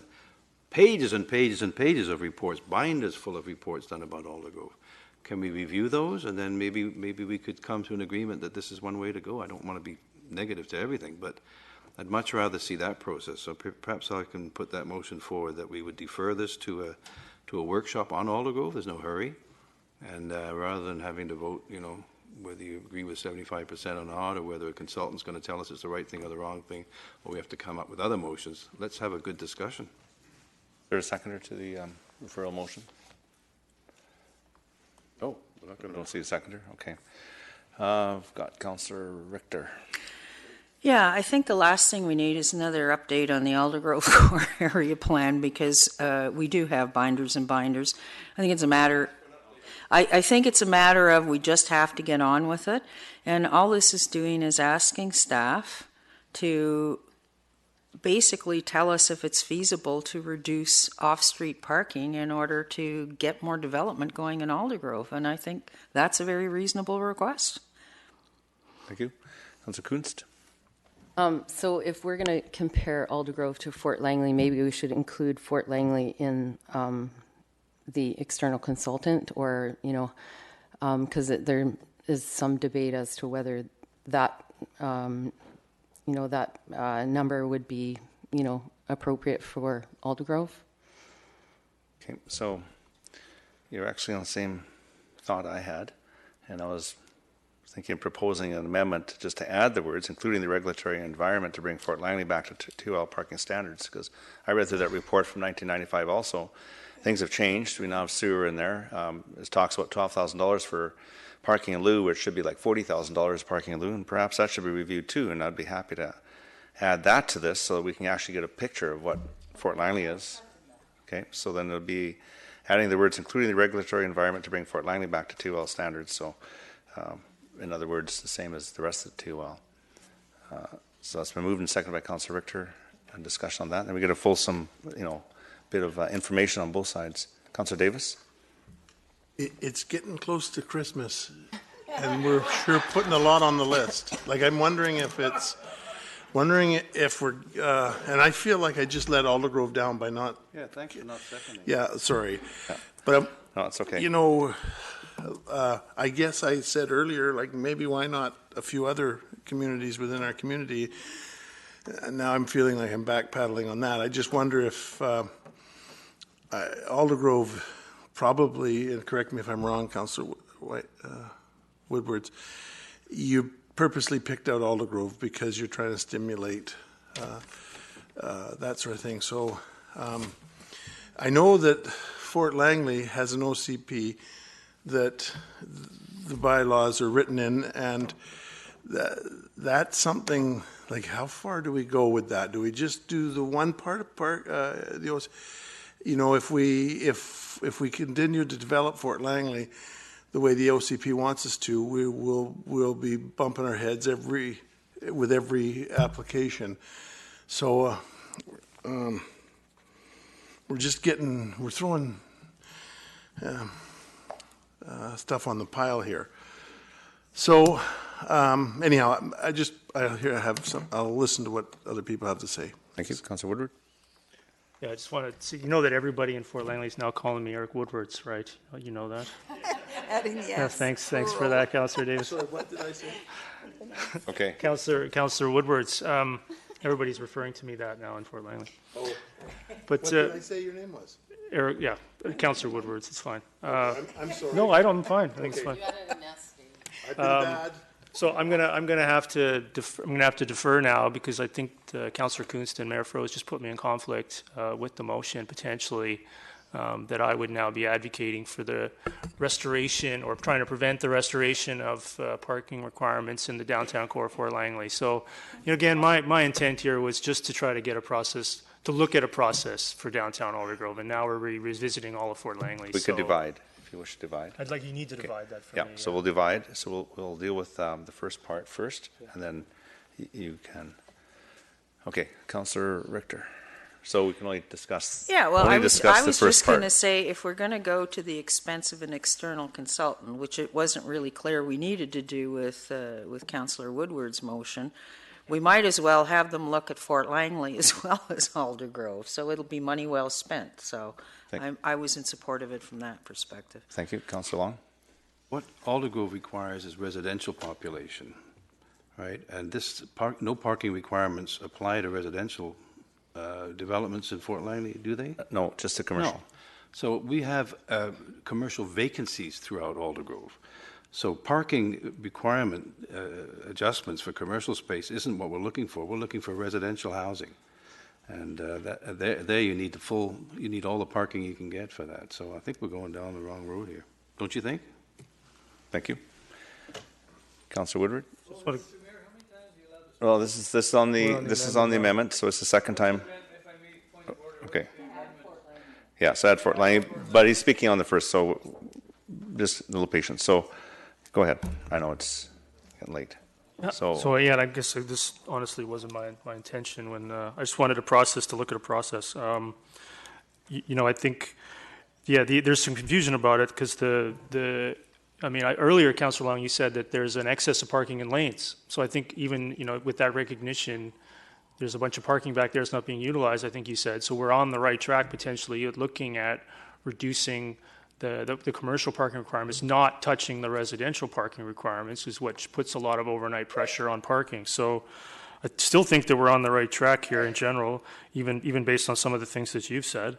And if we can get I need some clarity again on how we're voting on this, but the intent was not to create a big process to review parking requirements all throughout the Township of Langley. I believe there was a staff report from last year that touched on that and looked at that in regards to parking enforcement and some other parking issues related to that, and decided to leave it alone for that. I think that that's sufficient. I don't know why we're reopening up an investigation of the Fort Langley bylaw. Perhaps, you know, Mayor Froese, you could bring a notice of motion to look at that separately, because that wasn't what I was trying to do. We're looking at a relatively quick review with the potential of an outside consultant to look at what a process might look like, which could be, of course, a longer-term process, not to, you know, cause a problem for people in Fort Langley, including myself, which I'm now in conflict over. Okay, thank you. Okay, so I'm going to call a question on the first part. It's M2. So the first part is what's written in the agenda. Therefore, it be resolved that staff be directed up to 75%. So that's the first part of the motion. M2. Yeah.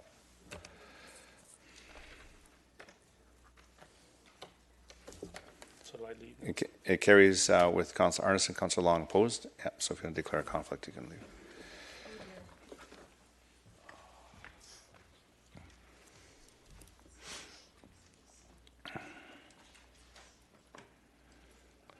Okay, so we're now on to the second part, and it's adding the words including the regulatory environment to bring Fort Langley back to Township Langley parking standard, and that's been moved and seconded. Discussion. Councillor Davis, you were still on the list on the original.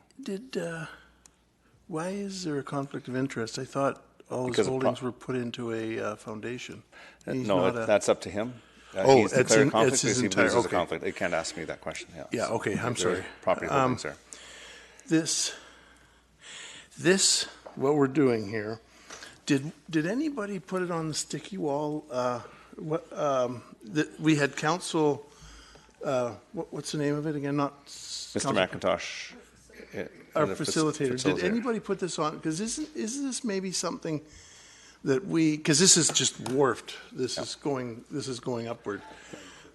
Did we not put it on the facilitation of the, I'll ask Mr. Mr. Backen. I'll ask Mr. Backen. That'd be a better place for it. Yeah, we'll go through staff on this. Your Worship, there is no such reference in the present, strategic planning session. As was referenced, it could be added.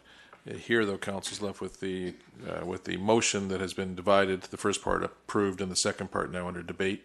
If it was going to be referred, I would suggest you would refer the entire motion, not just half of the motion, if that was to be the direction. Wait a minute. Sorry. There was some comments on Aldergrove per se, but not on parking in the township or parking in any of the precincts of the township. But there may have been a trend, and on Wednesday we'll find out if that trend engulfs. I don't know. I'm just. You're right. There is a process that we're going through with strategic planning. However, this is a motion on the floor, and it needs to be dealt with. But there is a process that we're going through strategic planning. This obviously becomes part of the work plan for staff if this all passes. So, but it's not, as Mr. Backen says, it's not specifically on parking in Fort Langley or Aldergrove. Okay, thank you. Councillor Arneson. Yes, thank you, Worship. I believe I recall that in the last term there was discussion about parking in Fort Langley, and so overall I think that this is something that's already within the contemplation of council, and therefore if we make a determination that we'd like to hear more, I certainly think that this would be a good time to consider that, because budget discussions are coming up, and generally we're starting a new term. I think it might be helpful to take something that apparently has some controversy attached to it with differing opinions and try and find out a rational kind of framework or approach to look at the parking in Fort Langley. Because the more we continue to build there, I understand that it's a relatively low population, but we are creating quite a bit of density in the downtown core area, and it seems to me it would be prudent for us at this time to take the bull by the horns and find out some more empirical information about which direction we should be taking there. Councillor Richter. Yeah, I like Councillor Davis's suggestion, so I'm going to move we refer this part of the motion to the council workshop on Wednesday. Is there a seconder? Councillor Davis seconds. On the referral to... Now, as a point of clarification, Your Worship, we'll proceed with part one, then part two we will not proceed with until it comes out of the priority session. That's if this passes, yeah. Okay. Okay. Will we have to do that with... Well, if this is referred to the priority session, the motion's on the floor to refer this to the priority session, so if that passes, then that's how it's going to be dealt with. Councillor Long on the referral. Well, the better thing to do would be to pass the amendment, so include Fort Langley in the whole motion and refer the whole thing to the... No, it's been dealt with. Half of it's been dealt with. Well, you may have dealt with it, but Hey, I mean, sorry. I think that the whole thing, and it was suggested by the administrator... Excuse me. It was suggested by Mr. Backen that you could refer the whole motion to the process, which would be smarter. Mr. Backen, as far as process goes, if this was to... Is this not an amendment, Your Worship? It's an amendment. We're on the amendment right now, but now it's been a referral motion right now is on the floor on the second part of or on the amendment. How can you refer amendment? Amendment is an amendment to the whole motion. Yeah, but it can. Mr. Backen, on the process. I know at this time of night. Worship, first I'll disclaim any reference to intelligence coming from this seat at the moment. It's far too late for that. Yes, losing it. However, having said that, what I was trying to refer to was procedurally, there's a bit of an anomaly in that we had one motion. The motion was then divided into two parts, but it was still originally one motion. Now we've passed the first part of it, but the second part is being referred when presumably there was some link between the two. My only intention was to reference the fact that it is regarding parking in two communities. It would be unusual, but appropriate, but unusual to take one and refer it and not to dispose of them jointly. It can be done. I mean, you can certainly defeat the second part as well, but it's just ordinarily if you're doing a referral, you would refer them both or wait till the motion's dissolved or disposed of and then do the referral. Thank you. I would prefer to refer the whole thing. So, That's what I said. yeah. So right now the referral motion's on the table. I see no further speakers to the referral. So I'm going to call a question on the referral. Whole thing? No, this is on, right now, we're just dealing with the referral of both, of part two. That's right, that's what I thought. Okay. What are you going to do? Sorry, I don't know if everybody voted. I'm going to call it again. M2. Yeah, I called the referral again, sorry. The referral, no, to the workshop for part two referral. That's what I called it again. I pushed it too soon. I need Councillor Ferguson and Councillor Kuntz to vote. Okay, and the referral passes with Councillor Ferguson, Mayor Froese, Councillor Long opposed. So now we referred part two to the task force. So that's been disposed of. So now we should ask Councillor Woodward to come back in. So if there's a motion to refer part one, then that would be with Councillor Woodward here. Yes. So we still have, yeah, so we've dealt with, there are no motions on the floor. We've dealt with them all. And if there's a referral motion.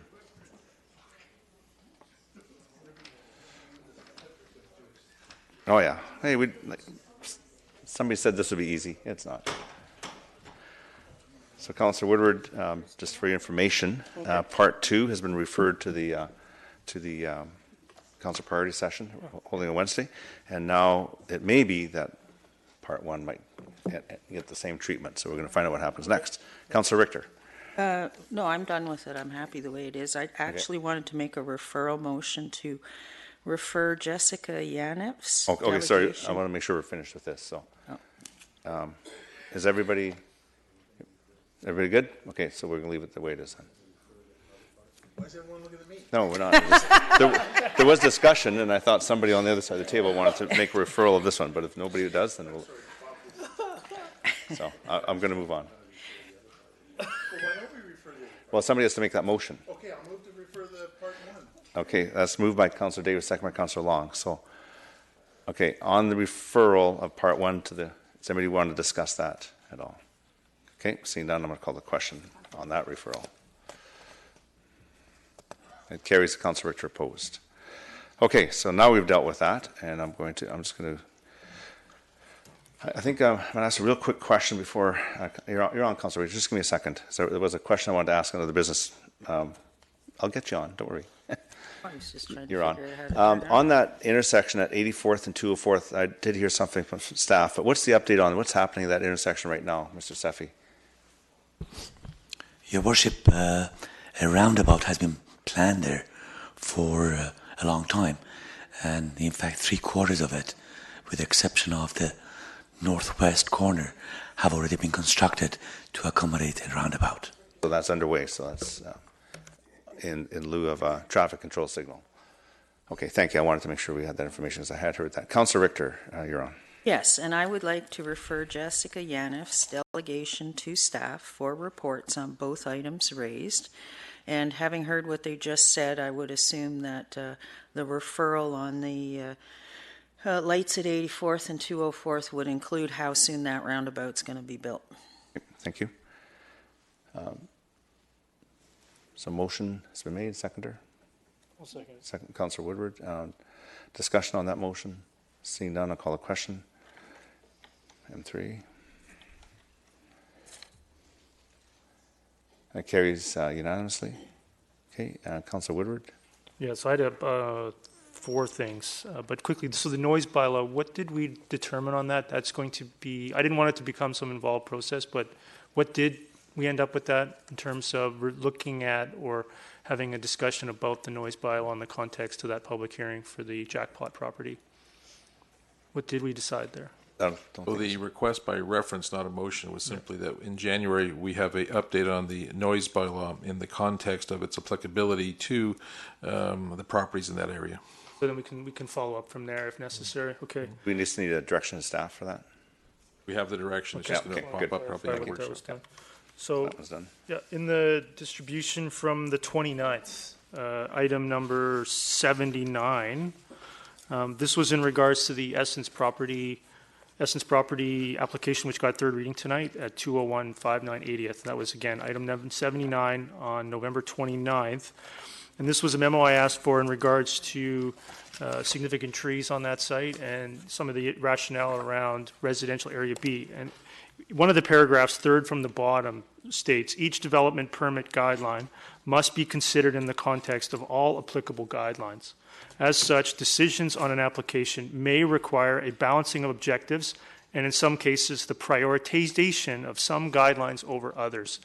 So in the case of significant strands of trees shall be retained, I'd like to know what other guidelines this memo is referring to that may be a higher priority than trees. Because I just want to clarify what other guidelines it's referring to, if I could get that. Okay. Is that good? Okay. Yep, I think it's direction. Okay. Yep. What else did I have? Yes, okay, item 34 from the December 6th distribution. This was the one where I asked about those two properties on 80th Avenue that are designated mixed use in the Latimer plan, but for some reason have an exclusion that those are the only two properties that don't have to do mixed use if they don't want to. They can default back to townhouses. And so I asked for a rationale of why that was. And what it said was, absent favorable market conditions, an alternative option would be to see a transition between mixed use and lower residential densities, i.e. townhouses. I'd like to know why, if it's an issue of market conditions, that doesn't apply to the other mixed-use properties. So it seemed to be the rationale was market conditions in that area. So I'd like to understand why that doesn't apply to the other three mixed-use nodes, if I could get that. Okay. And then my last item, I know it's almost Christmas. I know it's almost Christmas. The next one is the integrated site design concept plan, which we require for development permits and rezoning applications. The brochure on that is very good. It details how to do it, how to submit it correctly, but it doesn't say why we do it. So I'd like to get an understanding, just from the staff's perspective, of why we require that. And then also, if it's not too much, and again, not terribly urgent, how many other municipalities in Metro Vancouver and the Fraser Valley Regional District require something similar or require an ISDC? If I could get that, please. Thank you. Thank you. Councillor Long? First of all, I'm just wondering why Councillor Woodward can't meet with the administrator and get the answers to all these questions. Why do we have to have them at a meeting? Are we all going to do Actually, that? I can answer that if that's all right. Well, okay, the mayor? I can answer that. Sure. There's two ways of doing it. One way is to ask staff and... On a one-on-one? No, I think it's helpful that it's distributed to all of council. That's why. All right, fair enough. Thank you. Well, it would be. Thank you. So, yeah. Okay, so let's move on. Any other business? Motion to terminate. Councillor Davis. Just going to give her a heart attack. Is there a seconder? Councillor Kuntz, all those in favor? Opposed? Carried. All right.